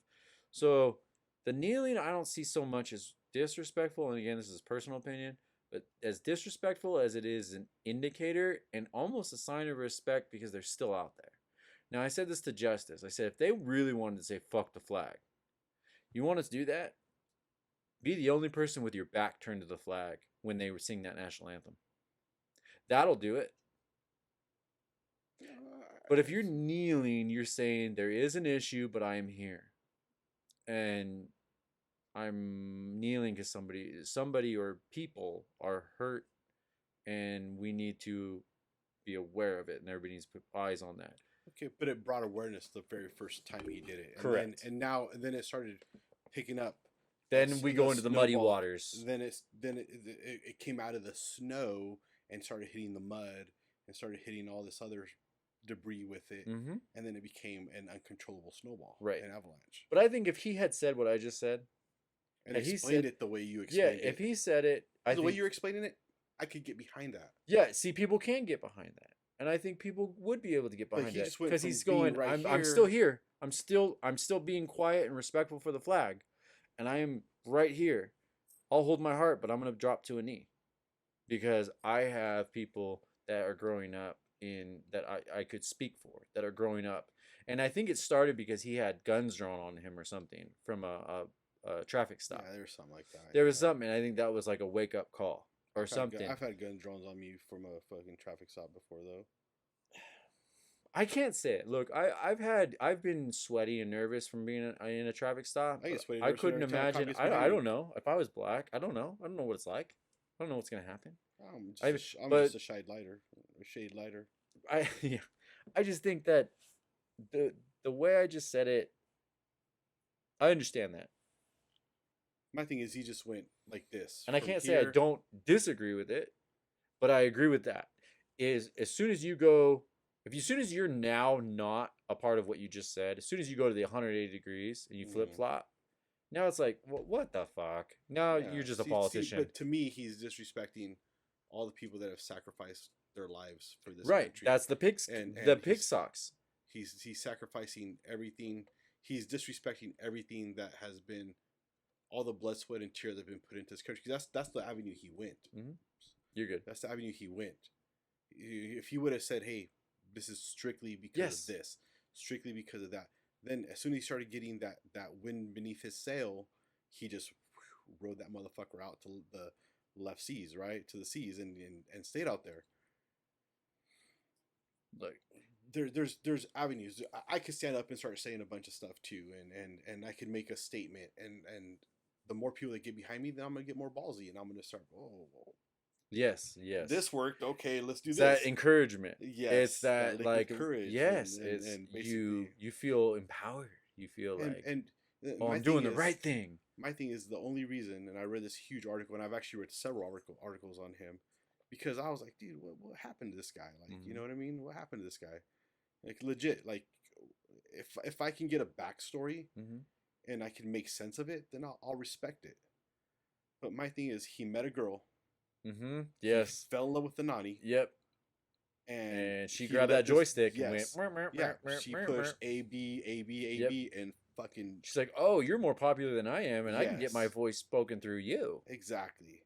So it's not his experiences that he's going through so much, as opposed to what he's being influenced. And here we come back to that whole circle of independence. Of when you have independence, you can think for yourself. Yeah. Instead of being. Like I said, I have slight respect for him still, man. He gave up a lot to do what he wanted to do, and I could. Yes and no. I could admire that, but the way he just went about it, to me, is he went about it in the wrong way, dude. And I don't like that he turned down so many opportunities to be a backup quarterback. Exactly. Because then if I were to get into his mindset, I'd be like, I'm gonna show these fuckers. Exactly. I'm gonna show them I have a cannon. I'm gonna show them I have more than what I just had with the Niners. Exactly. I'm gonna show them. There's no mentality like that. No. Anymore. It's all, you hurt me. You owe me something. Yeah, exactly. No, I want $40 million a season or whatever he wanted. He got some ridiculous amount. Yeah, so to me, that right there is just like, yeah. Well, see, when he wore those pig socks, it was like, whoa. My cousin's a cop, and he's the most unracist motherfucker there is. Like, he's like literally. Well, Eric, think of it this way, dude. It'd be like if I said all white people are fucking racist. Exactly. Would mean you'd be sitting here. Exactly. If I say something about Cannon, and apparently I'm a white supremacist. Yeah. just come I grew up on. in California, bro. Yeah, One of my good friends is gay. Like one of my other I not even gonna go there because I hate when people were like, oh, one of my best friends is You don't pigeonhole Mexican. people, man. Like, Oh, here's a picture of me and my black friend. Yeah. Shut up. It's you know, and dude, I lost friends for going in corrections, man. I lost friends for going in corrections I'm sure you did. because I sold out. Because people see it that way. But it was a different, again, to what we're speaking on. Those friends that you probably lost were all coming from experiences from a movement that was years ago that was racist. Yeah. That was really, you don't even belong drinking out of our water fountain. Exactly. And to me, dude, it's. But there's a balance. Survival of the fittest, and I'm gonna treat. And that's why I always come out with the inmates. I treat them with respect at 1st, and until they go sideways, then I go sideways. You know what I mean? And I've always and dude, if you ever asked any inmates that were under me, dude, or whatever on my yard, hey, V was cool. So, Amazon Prime, you have it, right? Have you ever watched that Night Watch? Night Watch, the one that's in New Orleans or something like that? Yeah. Yeah, I love that show. Oh, fuck, I dig that show. Yeah. I dig that show. So, I think it was Tampa. When it's in the 4th season, they go to Tampa. And one officer puts it this way. And you know what? I've been watching a lot of, like, those shows, Cops, all that stuff lately. Those techniques are every day. Those takedown techniques, I mean, it's every day. Yeah. It's. I see how he took it too far with George Floyd. Yeah. But watch the whole body cam footage before you talk to me. Like I said, your actions cause my reaction. Yes. So watch that whole body cam footage and then we'll talk. Yeah. That's what I always say to people. Do not talk to me about George Floyd unless you watch the whole body cam footage that was just released. Do not. And then you can quote me. Your actions cause my reaction. Yes. And then we'll have a discussion. Whispered that into inmates' ears. So your action is causing my reaction. So what was I saying? Kaepernick. We're on Kaepernick. No. Where were we going? Night Watch. Oh, Night Watch. Okay, so Night Watch. Okay. So on this episode, white cop. Yes. Decides to, or they're chasing down this suspect. Happens to be black. Suspect tosses the gun that he has while in the chase. They catch suspect. They talk to suspect and they go, "Hey man, what in the fuck?" They find his 9mm, fully loaded, one in the chamber. And he goes, "This could have gone," and again, this is a white cop. It's fully candid. Camera's just kind of in the background. Yeah. This could have gone any other way than we would have wanted it to go. He goes, "Had you just turned like this and had that gun in your hand, I don't know if you're tossing it. I would have put you down." He goes, "That's it. I would have just put you down. I would have killed you." He goes, "And then you don't have a life." And then the media says we all want to shoot black people. When we don't. We don't want to shoot anybody. He goes, "But you had a gun. I don't know what you're doing." But if so, the point being is there's more officers that don't want to pull the trigger than there's officers that do. Oh, 100%. You want to pull the trigger at the gun range. Any responsible gun owner, your hopes and prayers are to never have to draw that weapon on somebody. And also, in the same breath, your hopes and prayers are that if you do have to, you're a lot faster than the other motherfucker that's and you have on the it other side of that barrel. Right? Yeah. And I hope I never have to draw my weapon on somebody and kill them.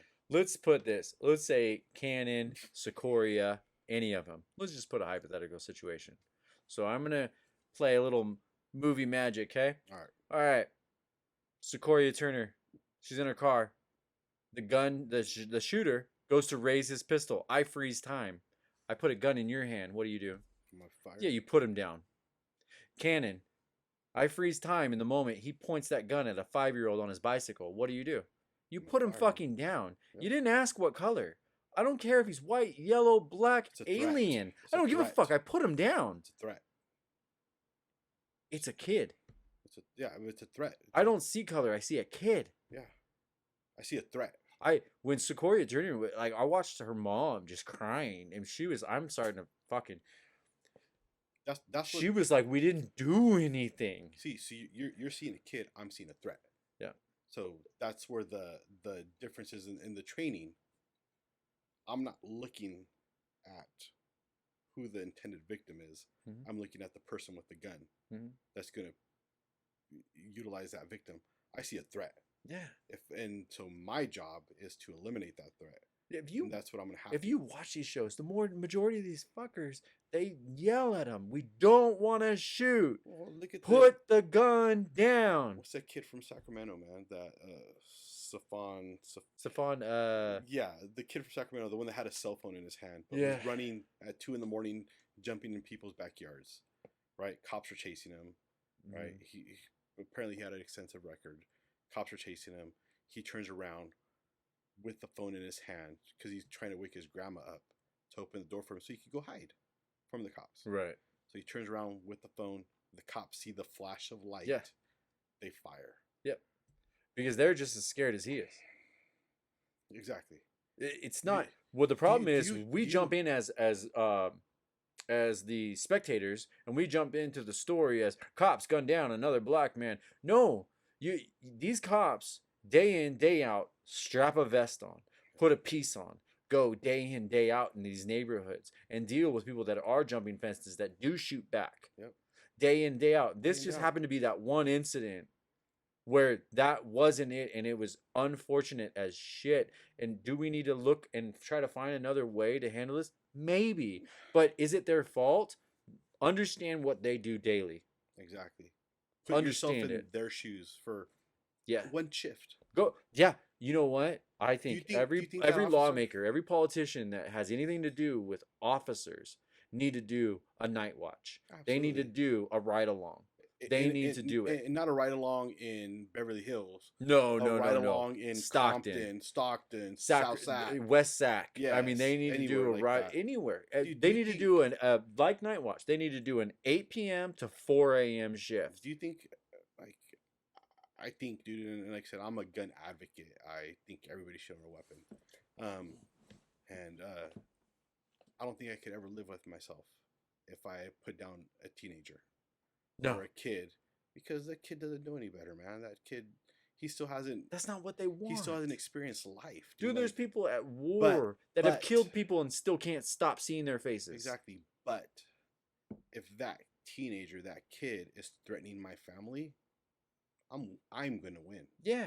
I'm gonna win. Oh yeah, if he's got a knife and he's about to put it into your daughter's esophagus, he's going down. I'm gonna win. Sorry. Yes. I'm sorry, you're evil. That's what I see is evil. I don't see race, I don't see color, I don't see sex, I don't see creed. He's coming into my house. Yeah. I see a knife going into my I'm going to win. Yep. My daughter, like you said, the knife in the esophagus, my daughter's gonna walk away. He's not. Yeah. You're not. You know, whoever. Yeah. You're not gonna see your day in court. Yeah. I'm not gonna I will. Yeah. I'm not going to wait and hesitate. Because what's the old saying? I'd rather be tried by 12 than carried by 6. Absolutely, 100%. It is what it is. It is what it is. I'm an American citizen. I'm American. That's my right to carry a weapon. Mm-hmm. I've gone through whatever training I've gone through, you know, and that's my right to carry a weapon. I've earned it, and it's going to be to defend my family. I say it all the time, man. Yeah. States. Texas, one of the largest states. Yeah. Open carry. Yeah, open carry. One of the lowest gun crime rates. Yeah. Possible. Why? Because people don't fuck around. Yeah. Because they know. They know. If I'm going to go rob that lady, Spurs, she might not shoot me. But the dude next to her might. Absolutely. And he's well within his legal rights to do so. Yeah. So it keeps those people in check. So the people that really act up are truly the crazies. Yeah. Are truly the insane or criminal or whatever. There could be a mental health issue, dude, which is a huge thing that's going on right now in this country because they closed down all the mental health asylums. And you know, there's a level of sadness there and a level of... Oh, I don't even want to go into that. We can do a whole another episode on that. Part 2. No, I've turned down Xanax. I literally looked at my doctor and go, whoa. I'm not depressed. I'm just having a bad fucking week, bro. Yeah, exactly. Like, I don't need Xanax. Yeah. But had I not had that mindset, like I said with you, you don't have that mindset. Yeah. You go, okay, I'll take that. Yeah. And then you take it, and you feel fucking great. Yeah. And then you become an addict, and then you just lose your life. Yeah. It's real easy. really. We can go down that rabbit yeah, hole of a that's- conversation. that'll be part 2. But yeah, but exactly. But there's That's a contributing factor to our mental health, to be honest. 10%. I'm serious. Big farm, yeah. There's big a farm. huge amount of people that get prescribed either antidepressants that shouldn't be Yeah. on and just need to be, hey, look, you got to work through this stuff. You know, I'm not saying that there's not depressed people. This year and last year have been, since I've been in the department, have been a pretty bad year as far as officer suicides, and it's Suicides in general, never bro. hit this close to home as it has this last Have year. you had somebody like close? Yeah. Fuck. You don't have to. It's No, because I hope someone can hear this and actually benefit from it. 2 of those people had my phone number, and they could have called me anytime they wanted to. One of those people was actually really close to me. Not really close to me, but we were friends. Should have never been there. Should have never gotten to that point.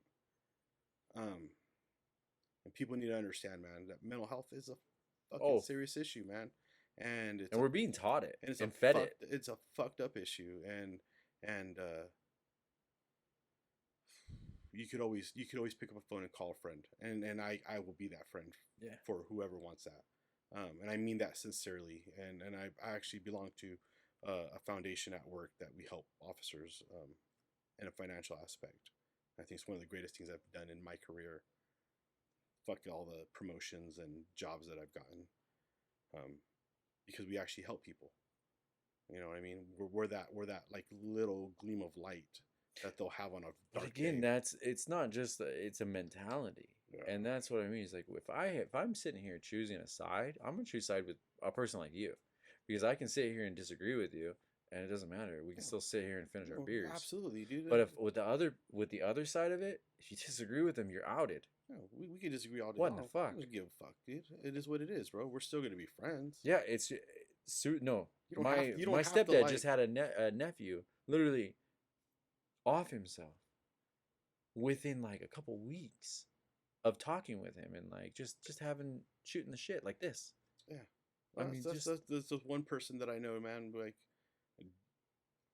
dating a good friend of mine, man, and coming over our house, breaking bread with us, and you get that phone call, dude. That this person just off themselves, man, in a horrible fucking way, too. And the only thing I can think is like, I hope it was quick. Yeah, it wasn't. And you know, you're just like, why, man? Why does it need to come to that, dude? Like Some people feel tired. I'm tired. No, I mean tired. I mean literally like they can't keep up. Like they look at the future and they look at like it's all just a rat race, and what am I even here for? Yeah, man, but that's where the adjust, adapt, and overcome comes in, man. We've all been dealt blows. You got to have the right. You were just telling me the story. You were just telling me the story. You were fucking an orange. Yeah. You know, but did you? Okay. Oh, I'm an orange now. I'm a victim now. A little bit, yeah, I did. But you were able to overcome. A little bit. Fucking strap your boots on, tighten your shoes, and get fucking going. But that came from my childhood. See, prior to my parents' divorce, that came from my childhood. That came from we don't quit. Exactly. You can quit on a few things, but that mentality though is there. The world doesn't stop turning. No. That we don't sit here and Did the world stop when that person did what they did? Did the world stop when 9/11 happened? No, it still turned. We were all we still fucking turned. Still keep going. We were all together. But if I were raised without a father, if I were raised without a mother, if I was bounced around in a foster system, if I was raised in the ghetto, if I was raised around constant gang activity, if I was raised around that shit, bouncing back would not be as easy. Because I'm gonna tell you right now, our justice system is fucked up. And no, it's fucked. The correctional part of it, it's fucked up. And I'm telling you from experience, I had too much shit on my plate, and there were times where I wanted to commit a crime just to survive, because there was so many things standing in my way, from just correcting my behavior, correcting my life. There's so many things inhibiting, and I didn't even have anything serious. That's changed a lot, though. I haven't had anything serious. Right now, the mental health in corrections is pretty much taking the place of corrections. I'm talking outside. When you go out, okay. Yeah. When you go to jail, that it is what it is. Yeah. This is your timeout. Okay? You're putting time out. That's what jail is. Yeah. You're putting time out to think about what you just did. It's an adult timeout, and you think about what you did. If you survive or whatever, if it's prison, if it's whatever you did, if you get out, now the rehabilitation portion of it is fucked. I think that's what I mean about our justice system. What I got charged with was bullshit. You look back at my case, it's bullshit. What, and I would have fought it. There's not a doubt in my mind. If I had a time machine, I could go back, I would say not guilty. And I'll tell you why. And I am pulling out holes in that story. But I pled guilty, and that was stupid me. And that's on me. That's it. I didn't have the knowledge. But what I can say is the DA, my public defender, our system, nobody gave me the option. I was given 2 options. Prison or no prison. Yeah. At 19, I was told prison or no prison. I'm dead serious. That was the option. Guilty or not guilty? Which one? Because if he's plead not guilty, we're going for prison time. What kind of system is that? Yeah. On a 19-year-old? That's where a lazy DA comes into play. That's a motherfucker that don't care, just collecting a paycheck. Yeah. Well, you know what I mean? Yeah. And there's no way of you knowing what that is. And you know what I mean? Or knowing who that is and what it's you're not getting. easy, man. No. I've literally thought, there was a time where I was with my ex-wife, and I'm like, I don't know how we're going to pay rent. I clean shaved, suit and tie, 43 resumes and applications. I got called back from Ross, and I got turned down because of my backgrounds. I didn't know. I didn't know what to do. I remember meeting you for the second time when you were clean shaved because you're UPS, right? Yeah. Because it was, and you know how I got on UPS? I lied, and then when I finally nailed my interview, when they finally did the face-to-face, when we finally was like, you're a great person, we really want to hire you. Okay, I got to tell you something. This is what I have. It should have fallen off, but I don't think it has, but let me tell you why. And I had to explain myself, and they said, well, we like you. We'll hire you. You're a good motherfucker. It was the only way to do it was to lie. Our system is rigged so that if you want to survive, you have to lie. Oh, absolutely. You have 100%. to cheat. You have to literally go, nope, never been a felon. You have to bullshit your way just to get the foot in the door to go, here's my face. Here's my presentation. Here's my work ethic. Here's the people that you can call that will vouch for me. Yeah. There is none of that anymore. Well, we were the last generations of people that got a face-to-face, hey, I'm so-and-so, do you have an application? Yeah. No, the next generation was go online. Yeah, exactly. I was about to say that. My 19-year-old's been applying for jobs. And I'm like, hey, you need to go in there and hand an application to the people. You need to be a face. They're like, that doesn't happen anymore. Like bullshit. I say bullshit. No, I say you do it and you're going to be the standout. And that's literally what I told her. Like, you need to stand out. Like, if that's not the way they go, doesn't matter. Now they know. Yep. Oh, when they see now all of a sudden that pops up when that application pops up and it says so and so, it's like, oh, that one person that walked in. Yeah, she was really dressed professionally. Yeah, exactly. Not wearing, let's give her a call back. Lululemons and yes, and stuff like that. Yeah. Oh, my brother came in once, right? It was just a restaurant gig, but he came in for a job interview. Came in for a job interview, wearing a camouflage ball cap, Wranglers. To his credit, he had a button-up shirt, plaid, but with like one of those stupid fucking Larry the Cable Guy fish hook bill clips on his bill. I saw him the entire time walking up the parking lot, and as soon as he got to the front doors, he didn't know I was there. I was behind the bar. I just put my finger up, was pointing out the door. Yeah, get the fuck out. And as soon as he walked in, I was like, out. And he like looked at me. He got pissed off at me for a little bit. I was like, you're not guaranteed this job. You're a reflection of me. You show up with a tie. You know better. Our father raised us better. At the very least, our dad said, a shirt, slacks, tie. There's no excuse. Go to the dollar store or go to the thrift store, Salvation Army. Pay $1 for a button-up long sleeve and a tie. Yep. There's no excuse. You don't have to look pressed and all, like yeah. But you're gonna look presentable because that is what stands out. Absolutely. You're gonna look like you're serious about work. Everything, dude. Yes. There was a dude that I went to a job interview with, and my buddy was co-owners of the place. I still showed up. Shirt, tie, jacket, slacks, dress shoes. So you have respect for your friends. Because it's a job interview. This is business. Business. That's what I mean. It's like if you can't put that shit aside. What's that one word that keeps popping up in our conversation? Respect. The respect. Respect. It's it. It's just respect, and it's the lack of it. It's you're a racist then if you respect that. Fuck you. Yeah. That's why I want to move to a state where I can say that. Yeah. We're gonna be like, fuck you. I'm still gonna say it. I don't care if I make friends or not. I don't want to sit here and 50% over 50% of my taxes pulled, so that I can say that. I think, or barely say that. I see in the foreseeable future, dude, the California going red again. Just what's happening in San Francisco. November is going to be interesting. What's happening in LA.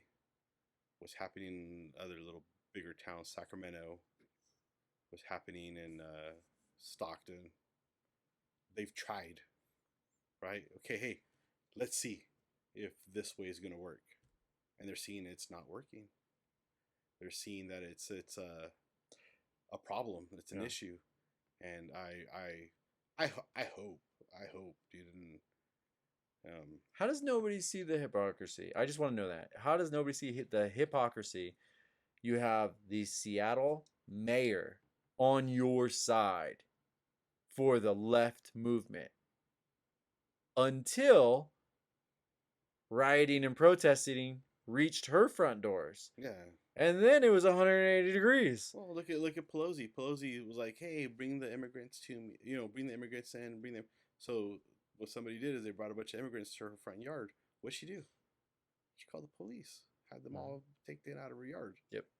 Hey, you know what? You're that for it. That's not gonna feed the media's narrative. But you're that for it, right? If I'm fucking telling you, hey, bring. Yeah. We need to bring immigrants in here, dude. Doesn't matter what they are. Bring them in here. And I'm saying no to my backyard. We're all immigrants. Yeah, we're all immigrants. We're all fucking immigrants. I'm a mutt. Yeah, we're all mutts. At this point in time, we're literally all immigrants. Yeah, America is a mutt country. Dude. Yeah, seriously. Yeah, we're not England. No. We're not Spain. I can't say Australia because Australia is a mutt country. We're not Norway and stuff like that. Where that is, I would love to see people try to do this shit in China. Right? Right. What's gonna happen to them? They're gonna get fucking waterboarded. Disappear. Yeah, they're gonna get executed. Go do that shit in Mexico right now. Gone. Right, gone. Go do that shit anywhere. That's what I loved. A good friend in high school, man. He used to always pick me up, take me to school, and he was I'm gonna say illegal. I didn't know for a fact, but back then I think there were so many. Back in that day when I wasn't privy to all that stuff. I didn't really know about whether you were illegal or not illegal. When he shows up to my house to pick me up on Cinco de Mayo, and he's got a Mexican flag draped across his hood. Mm-hmm. I'm like, hey, dude, I'm not getting in your car with that. What? Well, I'm not getting in your car with that flag, dude. Like, that's disrespectful. We're in America. Your parents struggled to get here. Fled America. Or fled Mexico. Fled Mexico for a reason. Fled that flag. To give you a better life in America. You can't fly that flag here. And he's like, oh no, it's Cinco de Mayo. Motherfucker, Cinco de Mayo is fucking a holiday made by Corona. To sell more beer and Dos Equis and all that. Wasn't it the Spanish Civil War? So it's a certain date, dude, but it's not when we gained our independence. That day is Cinco de Mayo later on. No, I want to say that day is I think it's September sometime. Oh, I celebrate Revenge of the 5th. Revenge of the 5th. Yeah. Star Wars. Yeah, exactly. Yeah, so does Bub. Yeah, but it's not even a real Mexican holiday, dude. It's not even like it's not. You go to Mexico, Cinco de Mayo is not celebrated. It may be celebrated like in Cancun. It's the same thing with St. Patty's. St. Patty, yeah. St. Patty's. It's all, you know what it is? It's just a reason to get fucking drunk. Guinness. That's it. Let's get back. Popularized. It's the reason to drink liquor. Valentine's Day. It's a reason. It's a reason to cut loose. Yeah, That's it. that's it. I mean, which holiday have you ever been to? What function have you ever been to? There's no alcohol. That's what I always thought it was funny about the whole weed movement. It was just like everybody's anti-weed, but everybody's got this shit in their fridge Right? that can kill you. Actually, Yeah. To me, man, that's this stuff right here is the Yeah, I've said poison. it. Yeah, I've said I would rather have my kids smoke than drink. Absolutely. If I had to choose before they're 21, I would rather them smoke than drink. Because Yeah. at the very least, if they smoke, they're not gonna go drive like a fucking moron. They're gonna feel like the or bathroom's too get far that away. liquid courage Yes. to tell some big dude to fuck off or something like that, dude. I've never I never seen had that issue. Yeah. I didn't. With booze or with the There was that one year where I wanted to fight, and then it was just like, I fought, and dude, alcohol doesn't do that to me. It makes me a lover, dude, and I like everybody to a point of annoyance. yeah, I'm real quiet. I'm happy. Yeah. I sit back. My dad was an angry drunk. See, my dad had to kick alcohol. That was part of what the main reason of the divorce was. But I remember my dad had like a 30-gallon trash can just full of cans of Coors Light every day, 24-pack. I mean, just every fucking day. Yeah. And just one after another after another. I mean, we made so much money on crushing cans. So to me, there's never been a vice I can't drop. Yeah, me too. If required. Never. Never. I remember in college I smoked a fuck ton of weed, and then I found out I was gonna have a drug test when my first son was born, and I was switching from part-time job and going to college to okay, I'm gonna be a dad, so I need to be, I need to get my shit in gear to full-time, and they were gonna piss test me, and my future boss called up. She's like, "Oh, one last thing, I forgot. We're gonna have you take a drug test. Is that gonna be an issue?" Nope. Not in 30 days, it won't. Nope. When? Yeah, When's exactly. the drug? She's all 7 days from now. I'm all perfect. Picked up a bunch of cranberry juice, chugged gallon after gallon of cranberry juice all week. Yeah. And I dropped it too. I was like, last joint, done. Because it was what needed to happen to better my life. It has to happen. Yeah, Yeah. it has to happen. A lot of people are missing that mentality, and that's where that thought process is dangerous of thinking that somebody else needs to provide for you. It's entitlement. It's something I think that like as a parent, as a person that grew up with hardly anything, and then me always wanting to give my girls everything. Like, you wanted it, you had it. I almost sometimes think that I was a detriment to them.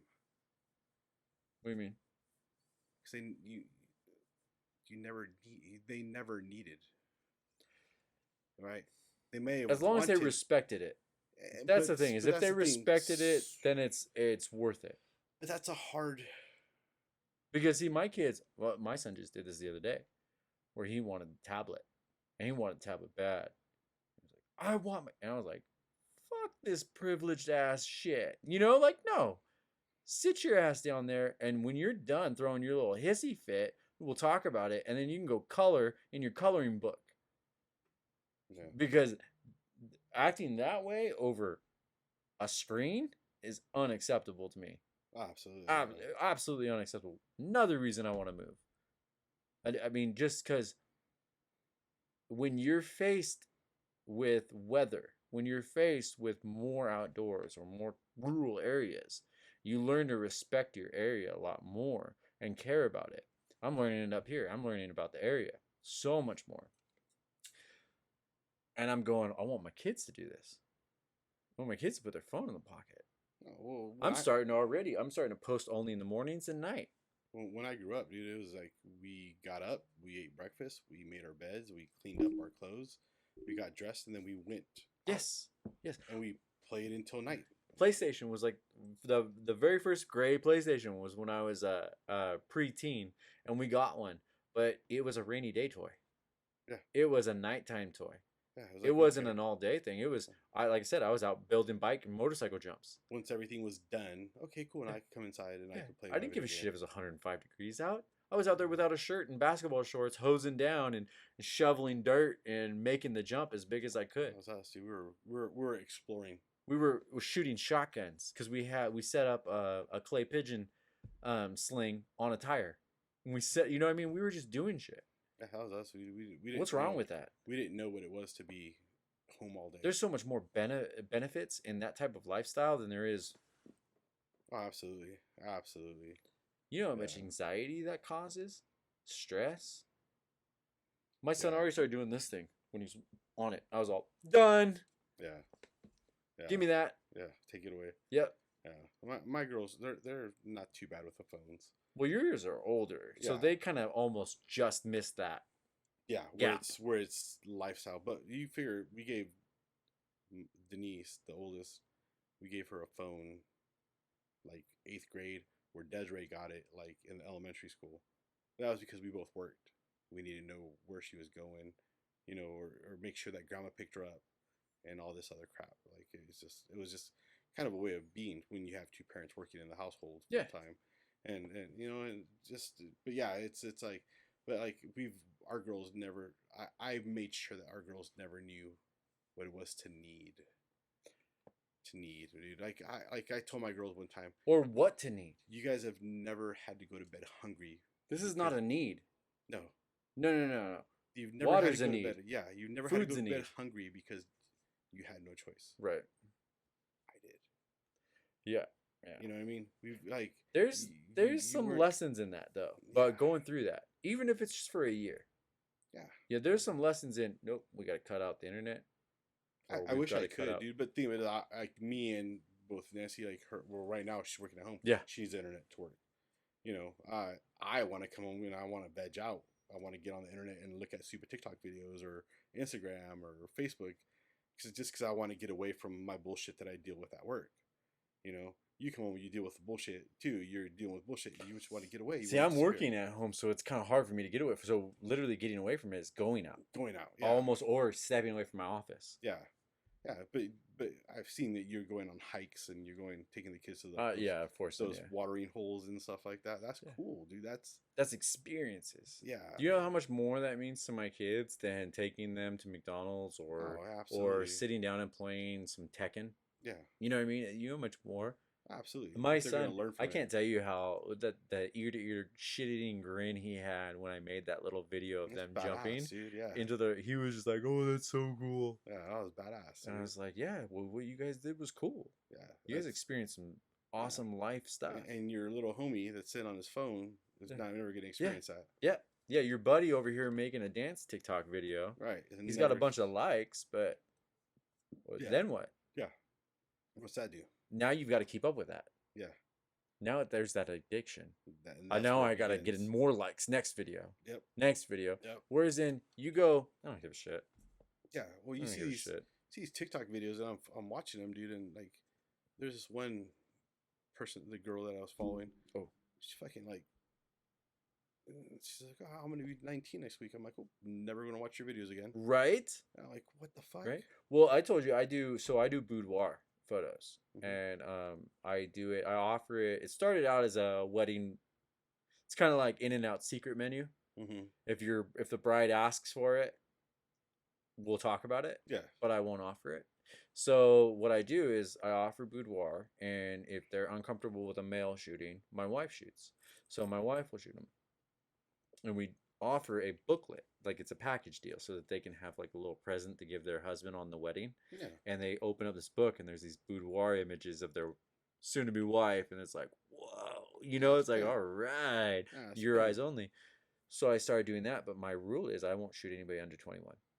I won't shoot anybody under 21 because I don't think that they've lived a time of adult life enough. And I know 18, 19, 20, 21 is a short span, but at least there's a lot of life to be lived between 18 and 21. Yes. So I think that until you're 21, I don't want to shoot you.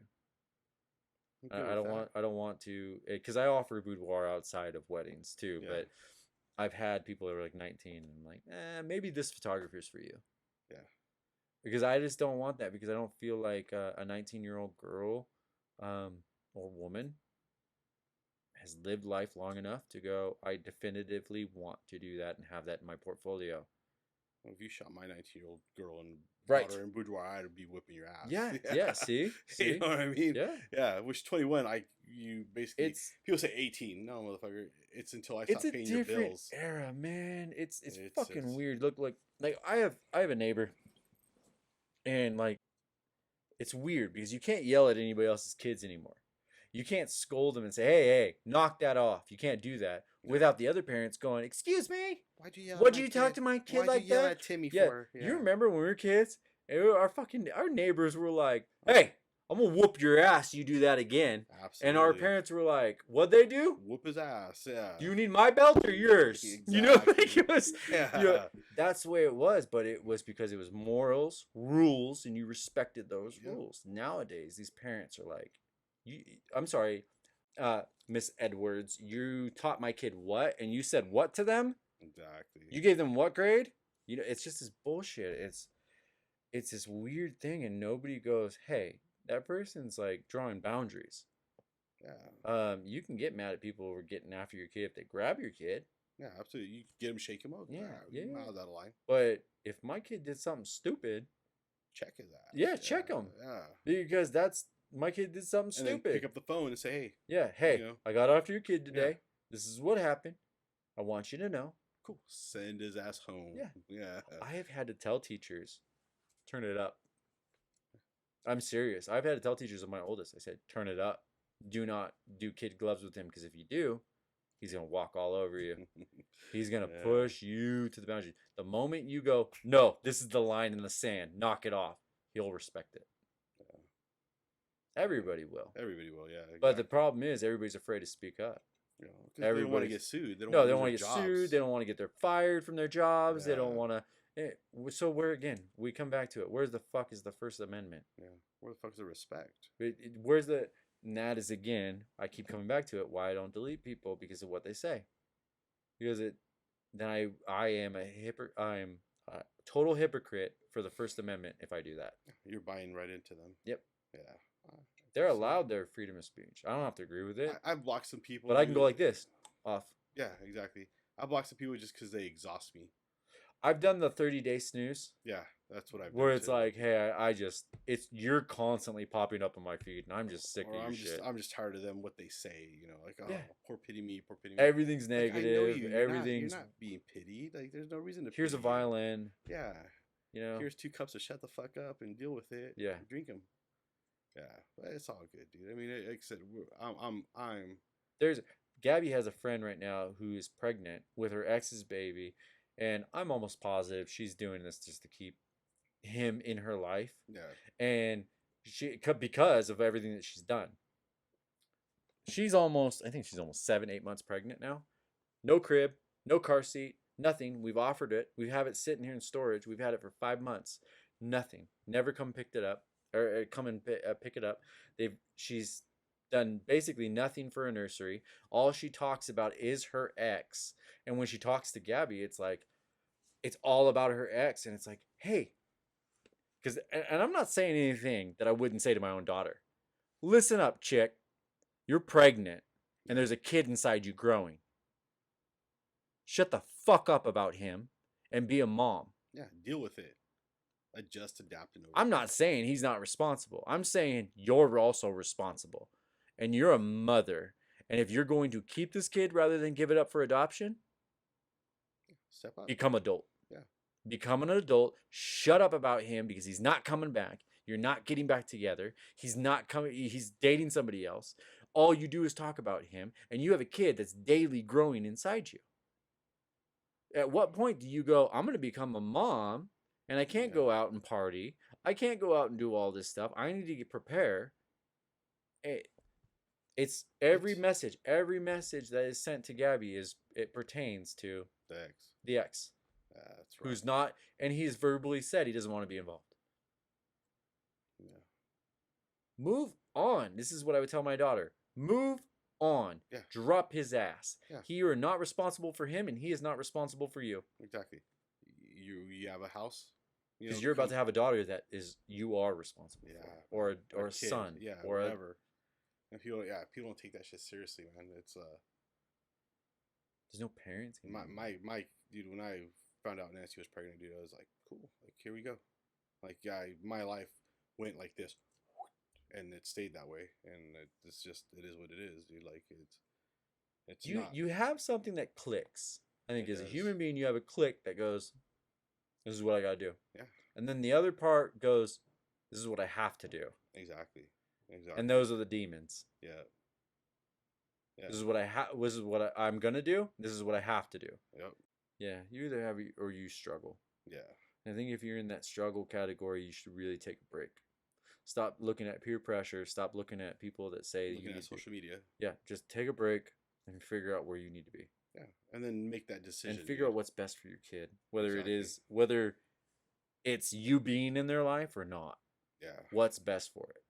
For it. All general. Like, it's not saying that you later on can't become a parent, but that's what's wrong with society today, dude, man. There's a lot of things wrong with society today, but it comes down to respect and responsibility. Respect and responsibility. Yeah. That's the morals I go off of. I don't go off of race, creed, color, whatever. Give a fuck about that. It's respect and Choice, responsibility. whatever you wanna do. Are you taking responsibility that was actually your fault? Because if you do, I appreciate that a lot more. Yeah, cool. Way more. And I'm gonna help you out, dude. I will give you food off my plate, dude, if that's what you need. As long as you're taking that responsibility, and I see that you're struggling, I will give you food off my plate to help you get that step to climb that next ladder. There's not a single platoon, unit, sports team. There's not a single one that has succeeded off of not taking responsibility.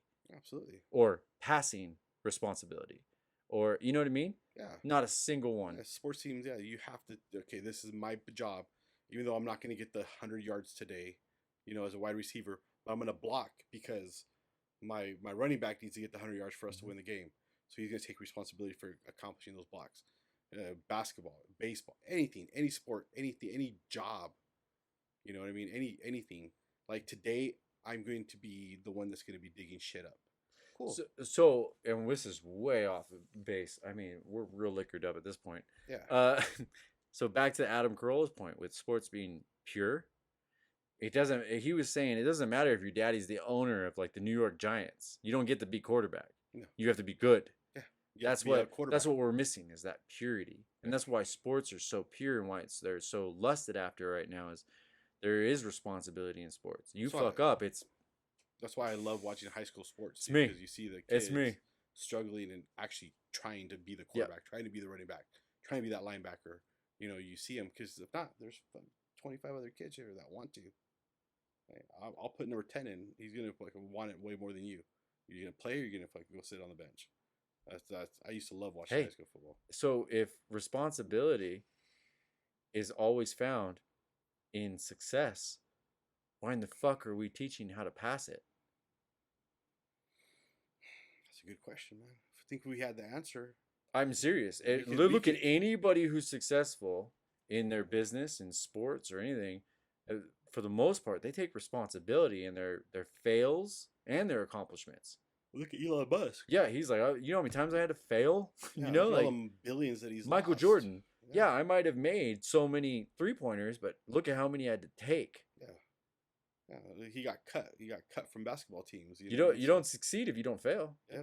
Literally, you don't. If you don't even try, well, you got to learn how to eat that fail. In fact, actually, if you don't even try, you fail. So you fail until you try. Yeah. But you got to learn how to eat that fail. Yep. You got to have that taste. That's all it is. It's just rubbing the dirt off. Yeah. It's just I fucked up there. Okay. Yeah. You got to learn how to. I didn't like the way the fail tasted. Yeah. Let me not taste that again. Yeah. Well, let's go back to Clinton.